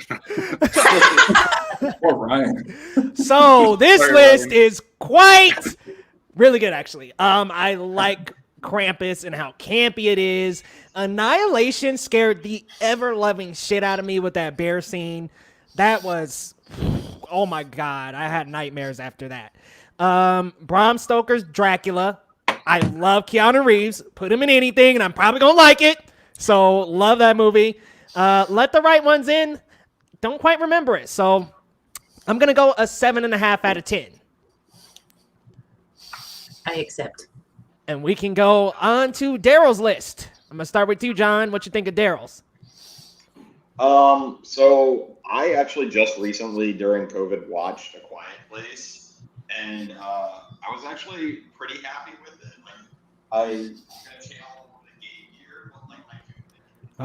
We can barely hear you. Yeah, we can barely hear you. Right? Yeah. Oh, okay. Sorry. Can you hear me better now? Beautiful. Okay. So I think that A Quiet Place is a little. Nope. We lost you again. Hang on. Now or no? No. Yes or no? Yes. Beautiful. There we go. Okay. Wonderful. So I think A Quiet Place is a little overhyped. I'm sorry, but I watched it and I thought it was good, but I don't know. It was good. Cabin Fever is good. House of a Thousand Corpses, honestly, that is one movie where it actually did make the hair on my arm stand up just because it was just freaky weird horror. And then I don't know about Predators really being on the list, but we'll let it be there. I'd give this a 7. Oh, it's Predator because Predator is the one with Adrian Brody and right. Yeah, this one does not have an S on the end. Yeah, it shouldn't have an S on the end. I guess that's correct. Yeah, my bad, guys. Leo, you're fired. You're good. All right. Ryan, let us know what you think of this list. I'm gonna have to disagree with John on A Quiet Place only because I feel like going and watching in the movie theater and having, like you said, Leo, total silence and on the edge of your seat, kind of wondering what's going to happen next, or I felt like it was innovative. I thought it was great. I thought John Krasinski and Emily Blunt did a great job. For the rest of it, I, to be honest, haven't really quite seen most of them. Obviously, Predator I have, and I'm a little sketchy on whether that could be considered horror, but I see the reasoning behind it. I'm going to go 6.5 for me. All right. Jordan, what you think of this list, my friend? So, listen, I love Daryl, but I need to grade this as a horror movie enthusiast. So let's start off with the good. Quiet Place, great choice. It is probably one of my favorite horror movies that has come out recently. Really like that Cabin Fever pick. Very sneaky pick. Very good. It classic for those growing up in the early 2000s. House of a Thousand Corpse, I'm very hit or miss on this. I mean, I like the sequel that they had a lot more than the original, so I'm going to keep my thoughts on that. Tremors to me isn't a horror movie. It's more of a disaster movie, and Predator is not a horror movie for me. It's an action movie. So with all that being said, I'm going to have to grade this a 5 out of 10. Wow. Ooh. You said Hot. All right, Larry, what you think? Yeah, I also really enjoy A Quiet Place. It was a really memorable theater experience, as was mentioned earlier, and it was a lot of fun to watch. Cabin Fever is... Yeah, I was freaked out by Cabin Fever when I watched it as well back in the 2000s. House of a Thousand Corpses. I mean, I definitely am not a big Rob Zombie fan, and maybe, I mean, this is high on his list, but being high on that list is not really great. Still, Tremors, I love. I guess it's not very scary, but it's a lot of fun. And Predator, I mean, I'm kind of with everyone else. Predator, I just kind of view as a action 80s staple. But I guess, you know, they thought the Predator character was horror enough to mix it in with Alien to give us those films. I don't know. So I'll go 6.5 on this list. All right. Ooh, this list is getting towed up. Jonesy, what you think? Okay, here's the deal. I am going to give this a 7. And let me tell you why. Nope. I know that Tremors and The Predator are not horror movies. But those movies are my comfort movies from my childhood. And like, fuck, I will sleep with The Predator. I don't care what you do. I love Whoa! Listen. Whoa! The Predator, I may or may not be obsessed. I'm heavy. Wow. Listen, if we're just being honest. So as a horror list, but as a list in general, I'll give it 7.5. For The Predator carries everyone. And then Tremors is my backup. Sounds like The Predator's getting some loving soon. Hey, Find you somebody with some dreads, you know. It'd probably be a lot safer for you. I'm just saying. Come at me, Predator. Come at me. Literally. Please. Oh boy. All right, Amy, what you thinking? I have not seen enough from here, but I think Predator has horror elements. And if that personally to you means that it's a horror movie, power to you. But as far as the greatest horror movie draft of all time part 2 goes, I don't think it counts for me. A Quiet Place definitely counts, and A Quiet Place is, I think you can enjoy it at any time. You can enjoy it in the theater, being in that space and just trying to eat your popcorn very quietly, or just not eat popcorn at all. Don't breathe, don't think, nothing. And also at home, because you're like, especially now, the idea of like going outside, you know? So I feel like that movie is just great. But that being said, I would give it a 7. A 7. All right. A 7 out of 10. Okay, Gabe, what you thinking? I agree with John. A Quiet Place it's fine. It's I mean, if it didn't have two of the most famous people in the world headlining it, I don't think it would have been as famous as it was. I think it's good, but I just don't. I think it's fine. And then, you know, anything Rob Zombie does, to me, that man does not know what subtlety is or what likable characters are. So like, you know, screw that guy. But he has Predators and Tremors, Predator and Tremors, which are, you know, in the line of horror or not, but they're still here. We allowed them, so this is a 7.5, 7, I guess, a 7. I think All that's right. the best review so far. Yeah, I think this might be your favorite list so far. I am so upset that he got Predator and I couldn't get the Terminator. Yeah. But Blame IMDb. Blame them. They're the ones who ruled you out, Leo. literally, and okay, I did look up Predator on IMDb. It says action, thriller, sci-fi. So we probably should have did that same check, but too late now. Yeah. Well, Look, I love Predator. Absolutely, like probably one of my favorite films. Action-packed to the core. Just the thought of a predator or an alien-like thing coming from another planet and invading, and they have no idea. I love movies like that. Quiet Place, I love the fact that it sets up a quiet environment. So I love that. Love Cabin Fever. House of a Thousand Corpses is pretty good. I wouldn't say it's like amazing by any means, but it's okay. It's definitely Rob Zombie. Tremors, not bad. I'm giving this a 7 out of 10. All right, and let's move on to Jordan's list. John, what you think? I mean, off the bat, Alien is just like, once again, that was an amazing pick.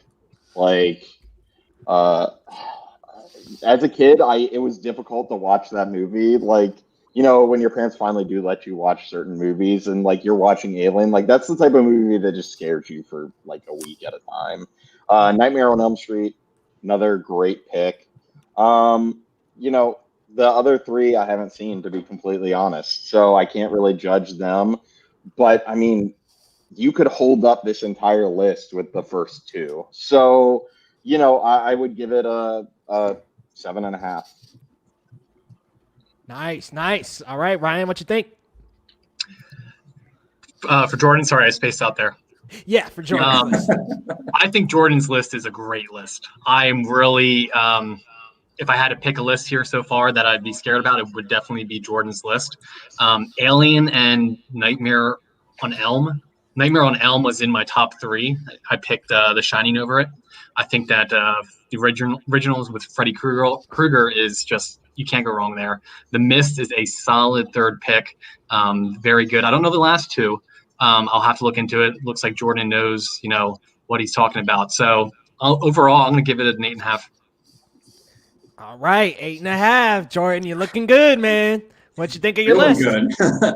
So I'm going to be completely honest. It's not the perfect list that I wanted. If my top pick would have definitely been The Shining, but unfortunately Ryan stole that from me. So what am I going to do? But the Alien, I really loved growing up. You know, definitely one of the best claustrophobic horror movies you're going to see. Nightmare on Elm Street, instant, you know, nightmare-inducing, not to put a pun out there, but instant nightmare-inducing horror film. The Mist, I really love, again, based on another really good Stephen King book. The stuff you're really going to love if you're really into body horror movie, and if you love dessert so much, you probably shouldn't see this movie right away, but you'll definitely love the stuff. It's a body horror, very funny, campy movie, in my opinion. Prince of Darkness is an instant, one of the last great John Carpenter classics that you're ever going to see. So with all that being said, knowing that my first pick wasn't really my first choice, if you will,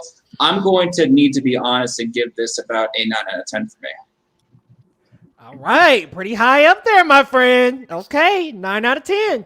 Larry, what you think? Yeah, I think this is a great list. Nightmare on Elm Street actually was bouncing back and forth in my top 3 as well, and for good reason. It's one of my favorite slashers, and I love me a good slasher film. So I love it. See, Nightmare also is great because it mixes in that campy sensibilities with the horror with Freddy. That's why I've always loved Freddy so much until they ruined him in that remake. But the rest of them, Alien is fantastic. The Mist, the ending of The Mist alone is just like so horrifying in and of itself. I have never heard of this stuff, so that's there. And Prince of Darkness, I have not seen in quite some time, but Carpenter obviously is a legend of the game. So just based on the strength of the first 3 and remembering liking Prince of Darkness, just not really having seen it recent enough to go into any sort of detail there, I think I would give this list an 8. All right, 8 out of 10. Jonesy, what you think? I think I like this list. Now, hear me out. The Predator can beat the Alien, and I will fight you. No, don't do this. Who said? Don't okay, do listen. That being said, I also really like the Alien movies, the whole franchise, even the ones that people give shit to. I still liked them. Come on now. But The Mist, super creepy. The ending of The Mist. Listen, I haven't seen The Stuff or Prince of Darkness, so I can only judge on 3 of these, but these 3 are pretty solid. the Alien, Nightmare on Elm Street, and The Mist. So I'm going to give this like a solid 7 because I'm just trusting you on the stuff in Prince of Darkness. But I do trust you. All right, like Amy, those movies. Amy, what you think? Unlike the rest of y'all, the ending to The Mist frustrated the crap out of me. Oh. But with that being said, the fact that you have a Nightmare on Elm Street here is great because I love Nancy as a final girl. So yeah, Alien's also really fun. I love that stuff. The stuff. Yeah, I have heard about the stuff and I do really want to watch it. Haven't seen Prince of Darkness either. So I think as a whole, this would be a 7.5. All right. What you thinking, Gabe? About to get ripped up, Jordan. Here we go. I'm ready. I mean, Alien and A Nightmare on Elm Street, I think, I mean, we've all said it, right? I mean, somebody that doesn't like them would probably be wrong, right? No, I'm just kidding. But, like, you know, they're pretty good movies. They're classics. The Mist, I saw it. I don't remember it, so I can't say much. And the other two I haven't seen, which seems to be a common trend, at least in this group, and I anticipate it'll be a common trend everywhere. And while I'm sure they're great, especially if it's Carpenter, although, you know, people keep forgetting Carpenter, you know, hasn't done a good movie in like 30 years. Unfortunately, right? So thinking about it in the how are you going to do in the polls, it's probably at 6.5 because people have not seen some of these. So I mean, I will give you a 7 because I trust you. Like, you know, somebody else, I think it was Jonesy that said, you know, we trust you, but I think you might have an uphill battle, you know, with people that haven't seen this movie. And man, you took Alien from me, bro. Man, you know you stole Alien from me, man. I was looking for Alien. That was like top of the list. That, Halloween, and the Terminator were like, I want to have these 3 on my list. And I didn't get any of them. So, but this is front loaded with some great picks. I mean, Alien, A Nightmare on Elm, The Mist, really, really strong picks. I have to agree with Gabe, though. The stuff in Prince of Darkness are so small that it probably won't do too well. But the stuff is disgusting. And it's been such a long time since I've seen Prince of Darkness that I can't really speak on it. But, man, look, with those first 3, I'm definitely giving you a strong 8 out of 10. Like, those first 3 are they're strong, man. They're really strong. It's those last 2 I would worry about. If I die on that hill, I die on that hill. But I will vouch. I will vouch on the stuff in Prince of Darkness for sure. Support. Homie said he'll die on that hill. All right, John, what you think of Larry's list? So actually, this might be one of my favorite lists out of this whole group. This is a great list, starting with Halloween, Silence of the Lambs, Poltergeist. Black Swan was a pick that I never thought to go in this, and I honestly have to say, looking back at it, is an awesome pick. Not only is it an award-winning movie and everything, but it is like a deep, like, it screws with your head, right? So, like, I think it belongs on this list. And then ending it with Sinister was just overall, like, this is a really good list. And to go on what Gabe had just said, you know, I think most people have seen all of these movies, which I think makes it an even stronger contender. I'm going to give this like a 9. It's a solid list. Ryan, what you think, man? Yeah, Jordan, I know I said I thought you were a great contender at this point, but I think Blair's got you. I think you know, Halloween and Silence of the Lambs are 2 top picks of the entire group here. I think you know, that is, to me, classic horror. I don't think anybody could beat that. Poltergeist, I recently saw again, and it's again another classic. I can understand Black Swan. I'm wishy-washy on that. I think it's a great movie regardless. So I'm with John. I'm a 9. Mm-hmm. That's a solid list. Jordan, what you thinking? Well, listen, I am going to need to take my hat off. The OG slasher movie Halloween, definitely a fantastic first-round choice. Silence of the Lambs, listen, I'm still creeping out over the fact that I got to see some of those Anthony Hopkins scenes. Just very, very, very charismatic, fantastic actor in that movie.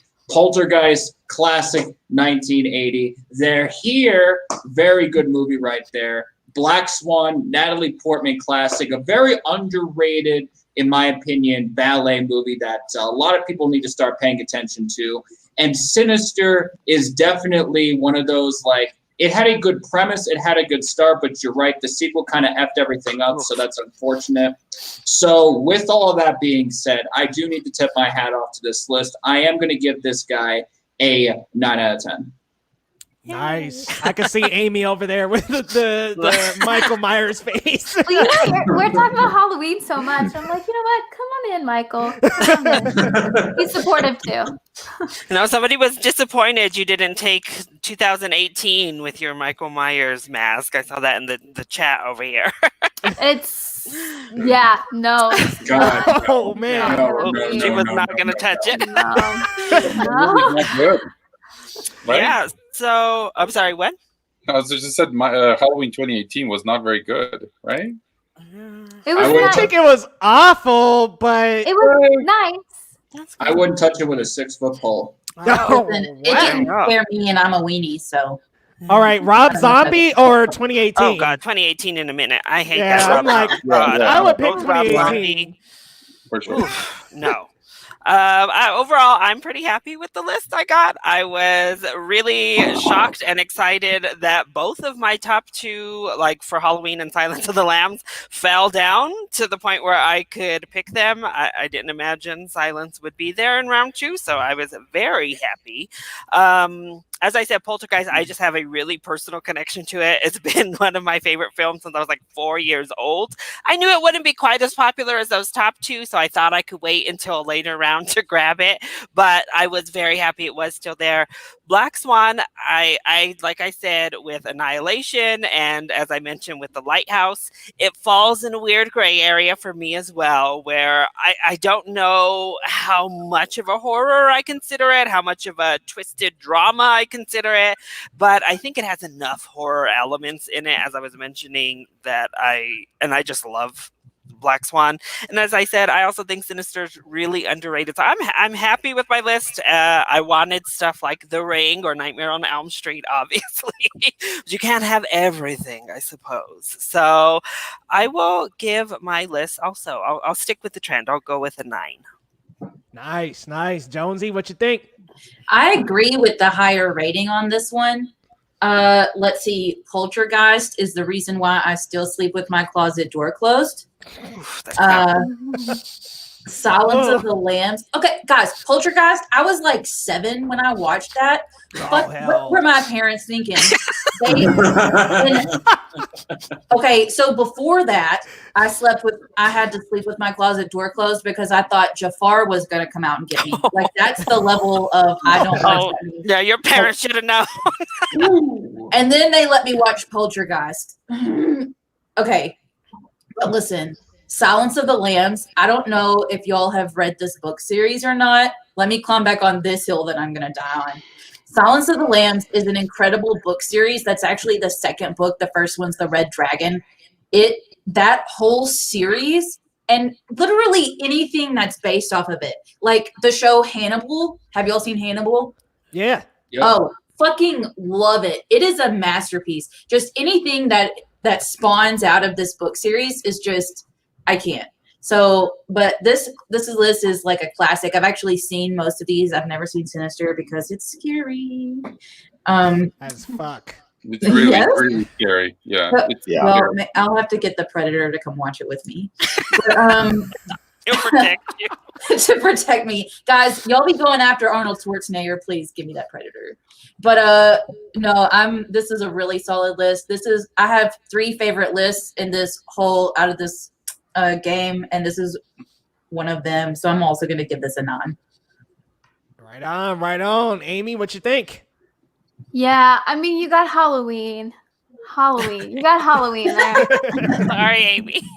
No, that's great because I feel like people love it. So I had my list, and funny enough, Halloween wasn't on there. Silence of the Lambs, Poltergeist. I love all of these movies. I've seen all of them. Yeah, God, they're so freaking good. They're so good. I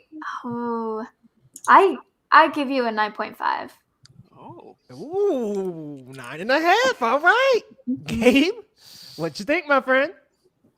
This list is perfection. Like it's an 11 out of 10. Like you have everything. You have a pretty good example of most of the things you can do with horror when you're being creative. Halloween was the first slasher movie as we know them today. There were other kinds of movies that played with that idea, but Halloween was the way we know slasher right now is because of that movie, and it holds up better than most of the other slasher movies that we see. Silence of the Lambs is just crime drama meets horror, so it's really, really good. Poltergeist is E.T. meets horror, which is great, right? Like it's somewhat silly, but it's not trying to hide it in any way, and it's still scary despite that. They have that scene where she's swimming with the human skeletons, that there were actual dead people. Did you ever read that? Right? And then Black Swan is just a psychological thriller that's just horror as well. That movie's amazing. Sinister scared the crap out of me, and I don't usually get scared of horror, but Sinister just that movie is messed up.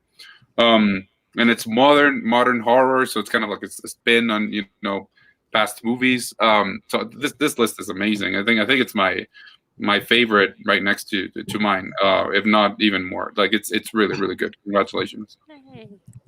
Yeah, this is my favorite list of the entire draft, if I'm being honest. This is just loaded with so many classics. Like literally you go down every line, it's a classic. Halloween, Silence of the Lambs, Poltergeist.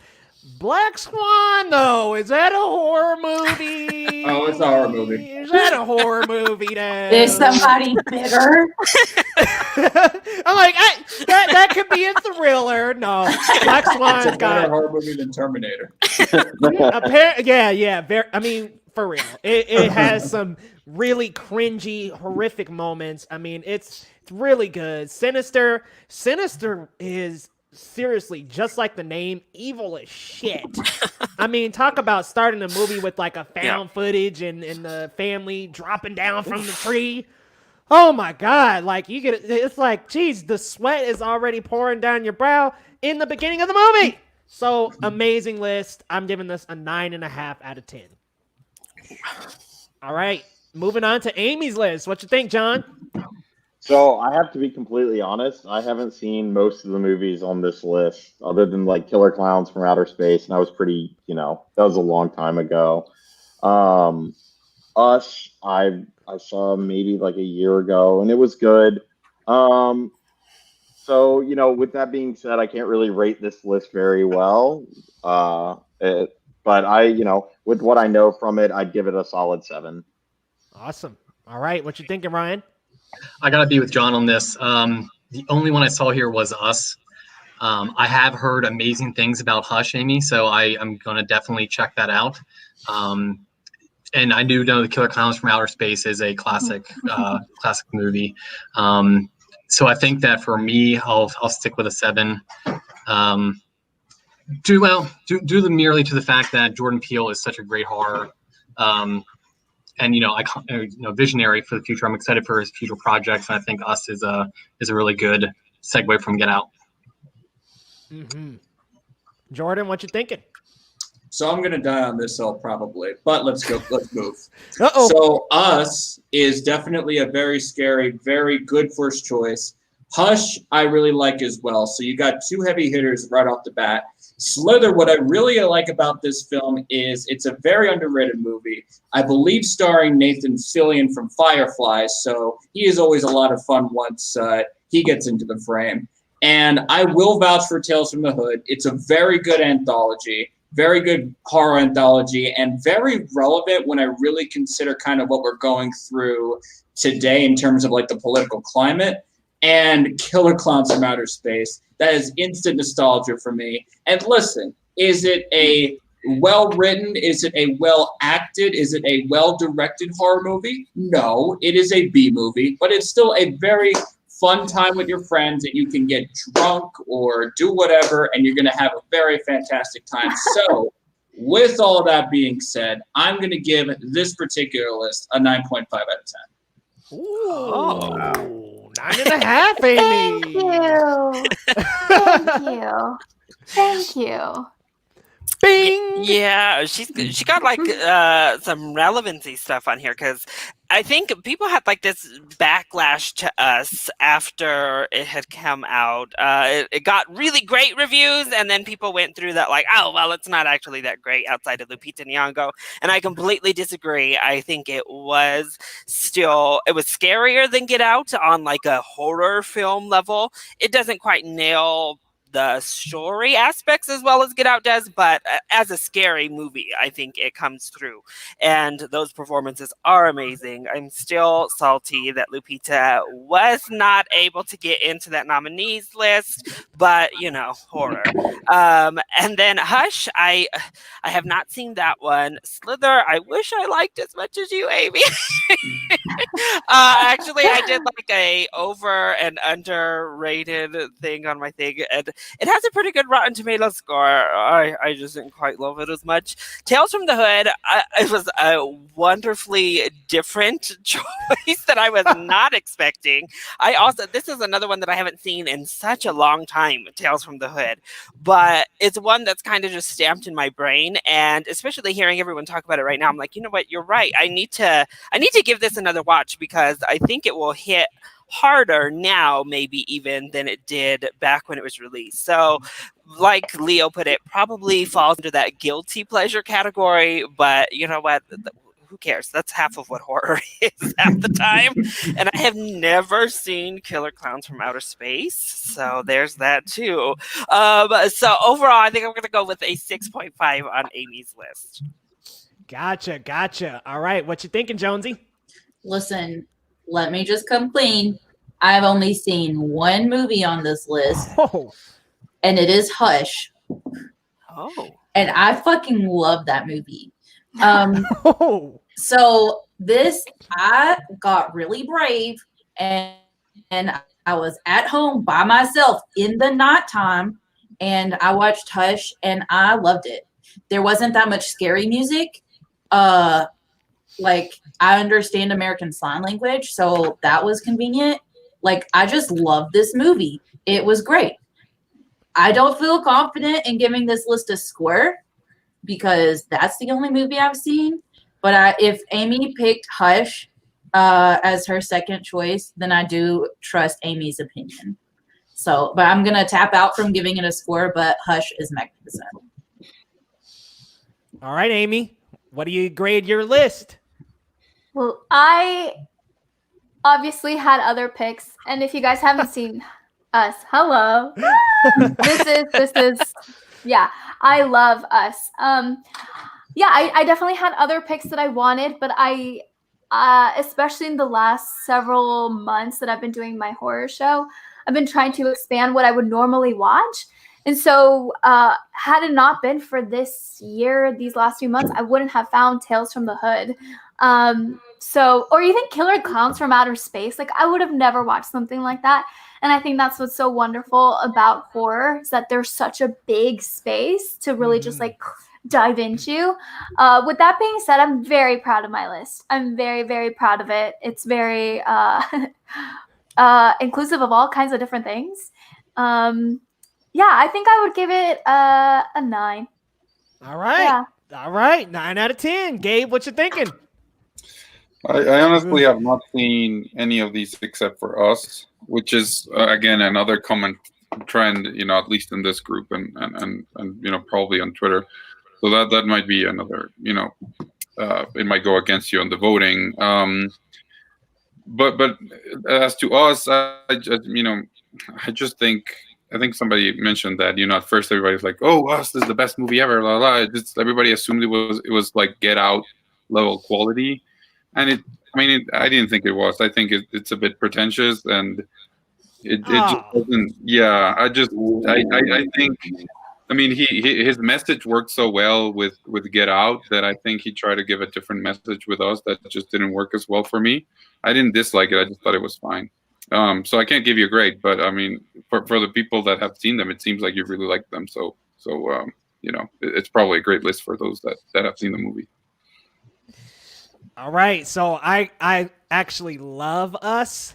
I'm like Yeah, Larry. Leo. I noticed that Yeah. like reviews that came out about Us were like super like great at first, and then people actually saw it and people were like really mixed about it. Like, oh, you know, I don't really like it. Man, I loved Us. I thought it was great. I didn't think it was as great as Get Out for some of the different storytelling beats, but I definitely like really love that movie. The last two movies on this list are both guilty pleasure movies that I really enjoy. Killer Clowns from Outer Space, I mean, is just camp all over the place. It's kooky, it's funny. Tales from the Hood, a great take on Tales from the Crypt. Slither makes my skin crawl. Ugh. Really liked Hush. I'm giving this list an 8.5 out of 10. I really like this list a lot. All right, so for the sake of time, let's just go through both me and Gabe's list for this last round. Ryan, what do you think of Gabe's and my list? Starting with Gabe, I'd like Gabe to maybe explain. Man, I only see one horror movie. Sorry, I'm really scared. Oh no! I don't know. I'm sorry. Yeah, I just can't see it.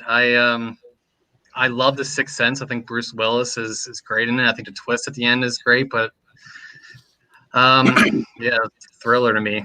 So yeah, sorry, man. I hope you can explain. Leo. Sorry. Leo, I think Hereditary is great. I think it was a great movie. Her up on the ceiling like a spider was a great twist at the end, and I thought maybe Ghostbusters would be a little bit high at second round, but I understand why you would pick that. I think I had that on my list as well. I think you definitely redeemed it with The Birds. Anything Alfred Hitchcock is redeemable for sure. So yeah, overall, I think your list is really good, Leah. Right on. What would you rate Gabe's and mine? 4 and a 6. Right on. John, I skipped you. My bad, man. What you think? No, you're good. So I like Gabe's movies in a Halloween sense, meaning all of those are Halloween-like movies, right? Like all of the typical tropes, like The Mummy and Beetlejuice and stuff like that. I kind of have to agree that they're not horror necessarily, but all right. So I'll give you the benefit of the doubt on that. I personally, I watched Sixth Sense maybe twice and Signs once because you can only watch any of his movies one time because you already know the ending. Like I don't find rewatch value. So that makes it a little bit harder for me. But the other movies I do love. I loved It Follows. I love Beetlejuice. I love The Mummy. So like, I'll give you like a 6.5. Mainly just because I really don't like M. Night Shyamalan, and that's just my personal dislike. What? The Last Airbender. I mean, his movies are all the ending because it's just going to be a twist. It's just like, okay, here's the M. Night Shyamalan twist. I'm done. Signs doesn't even have a twist. What? Signs doesn't have a aliens. Like they don't know what they're doing. Like, and then what? It's like water or something. Like they're hiding from nothing. That's the twist. Like you're sitting there and there's no twist. They die from water, right? Like that's the thing. Anyway. This merits like a 2-hour discussion. I knew that. What, Gabe? We need to have a 2-hour discussion on Shyamalan, you and me, because this. We'll do it in a debate. It's fine. I'll take that on.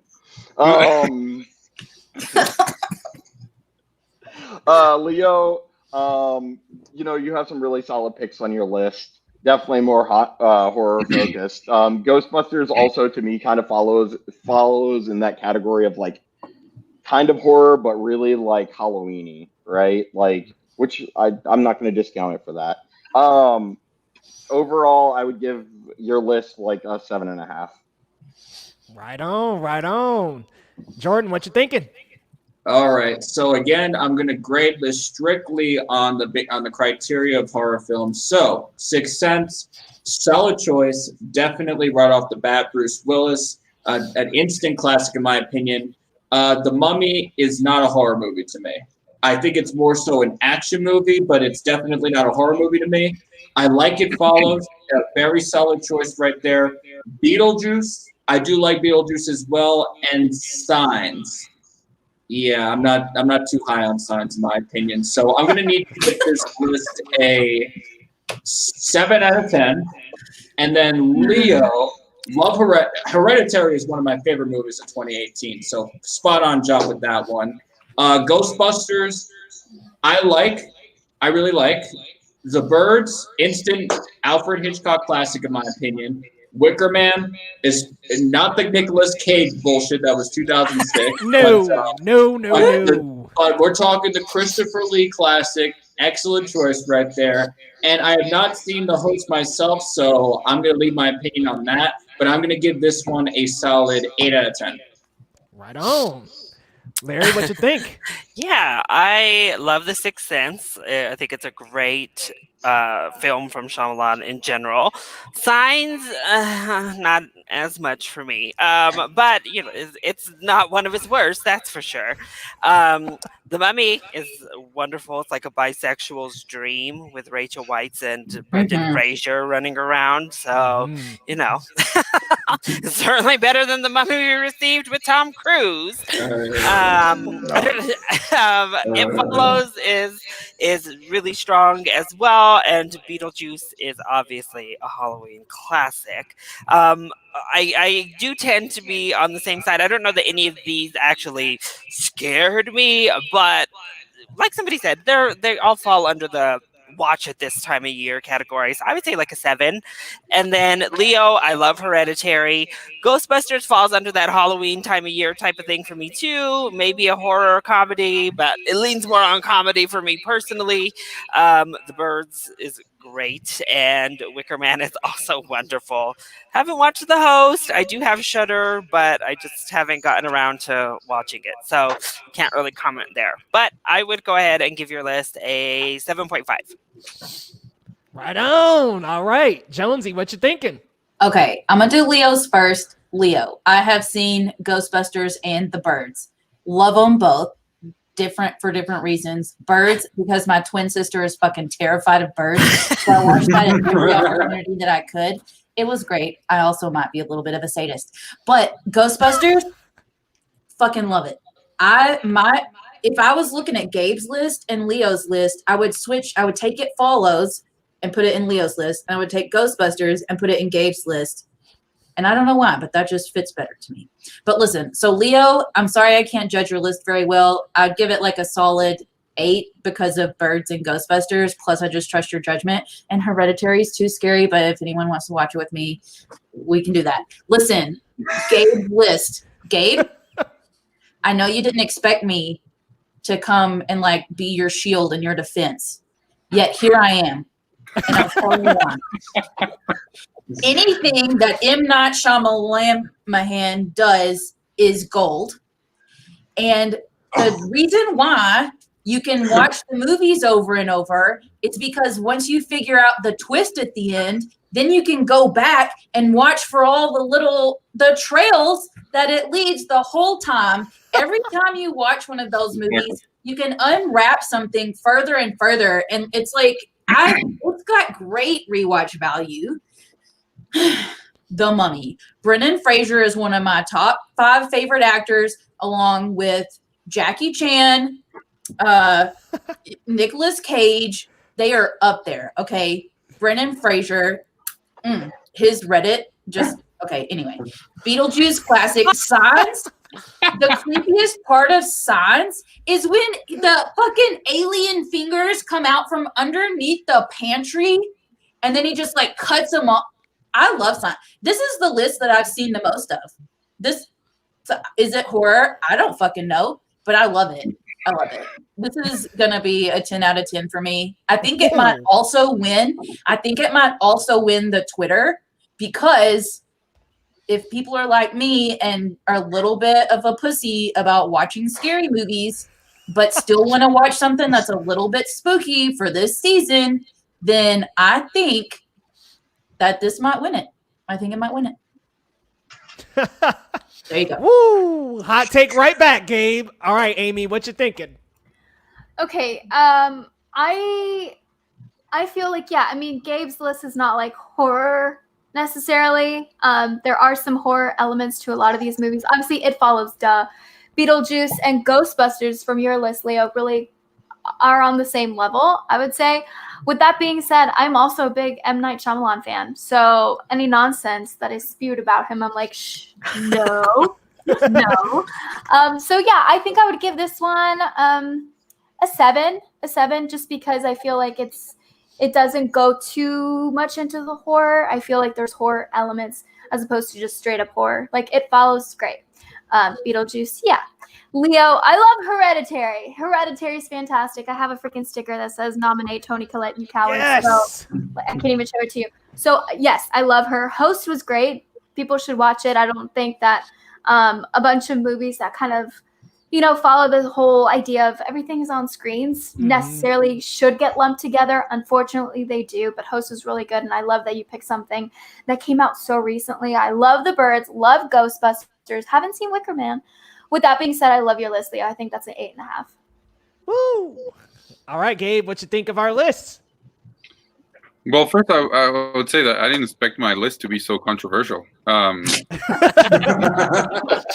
mean, so I guess I'll justify it, although Jonesy just did a pretty good job in doing that for me. So thank you so much. But I mean, I think what I said when we started is that a great part about horror is how you can, use the genre to tell stories, different kinds of stories about different kinds of characters, different kinds of circumstances, and that's a bit of why I like Blair's list so much, and that's why I like mine so much, because like The Sixth Sense, that's clearly horror. Like, it's scary as hell. Like, remember when that kid with a bullet hole in his head shows up? Like, that scared me to death. It's just like, it's really, it's clearly in the horror tone, and it's just and the twist ending. I think I knew the twist ending when I first watched it, and it still scared me, and it still, begs rewatch because of what Jonesy said. You find new things every time you watch it. Like in the case of Shyamalan, at least more in his early movies, he plays a lot with the color red. So whenever there's something that's red, it means it's relevant or it's supernatural. So you need to, look at it. So in the case of The Sixth Sense, there's a red balloon. Whenever the kid is wearing like a red sweater, something bad's gonna happen. Things like that. Like the color red is really relevant in his movies. Same with Sign.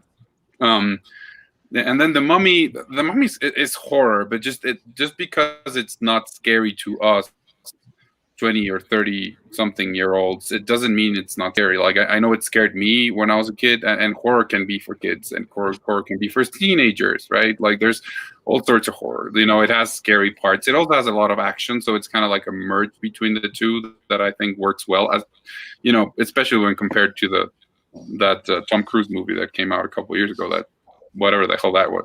So that's true horror. Yeah, that's the real thing. And then It Follows, everybody has liked it, and I think it's really scary, and also it's a pretty slow moving film. So you could also make the argument that it's not straight up horror in the sense of if you compare it with something like A Nightmare on Elm Street or Sinister or whatever. Like it's a slow, but it's a different kind of movie, more artsy, more indie, but it still works so well and scary, and it's great characters. Beetlejuice is a horror comedy, so I think again same thing. Like I was trying to get movies that were within the genre, trying to do different things, and ideally I would have loved to maybe have a slasher film somewhere in here, but you all have taken the best slasher movie, so I didn't have a lot left. I would have picked maybe Scream 4, but I think not a lot of people like that one as much as I do. I assumed most people would like Signs, but apparently not, especially John, but we'll talk about that later.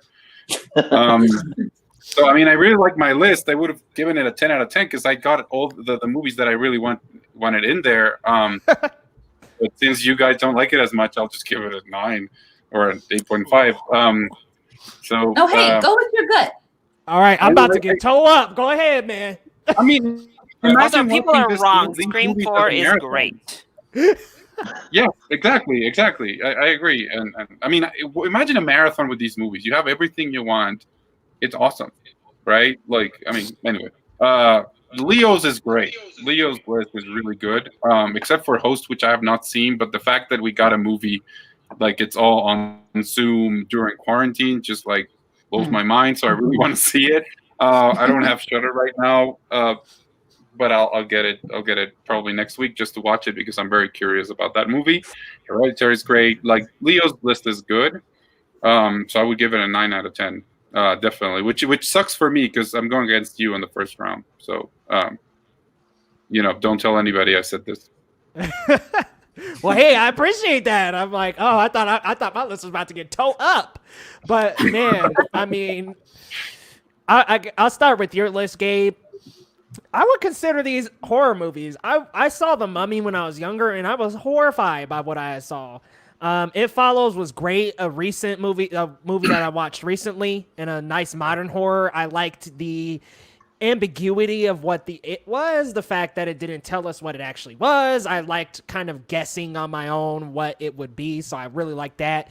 I guess I would agree with everybody on Beetlejuice. That and Ghostbusters fall into the Halloween, but I mean, it's got the creepy factor to it. I do not like M. Night Shyamalan. Nope. But Yeah. I will say, you picked a Shyamalan movie that was before things kind of started sliding downhill. Now, he kind of picked back up with Split for me, but after Signs, it was like, ugh, no thank you. So, man, I'm giving you an 8 out of 10 on your list. My list, I didn't get to get a lot of the things I wanted. So, Halloween... The Terminator for sure, Alien, a lot of the Us, like a lot of the things I had written down. I think the only thing that made it on my list was Hereditary. So, I like my list. I don't love it though, because I didn't get a lot of the picks I wanted. And just to clarify, that is the 70s Wicker Man. It is not the Nicolas Cage horrible reboot. Some people have been asking, and I'm like, no, it is definitely the original. But I'm going to give my list a 7.5 out of 10.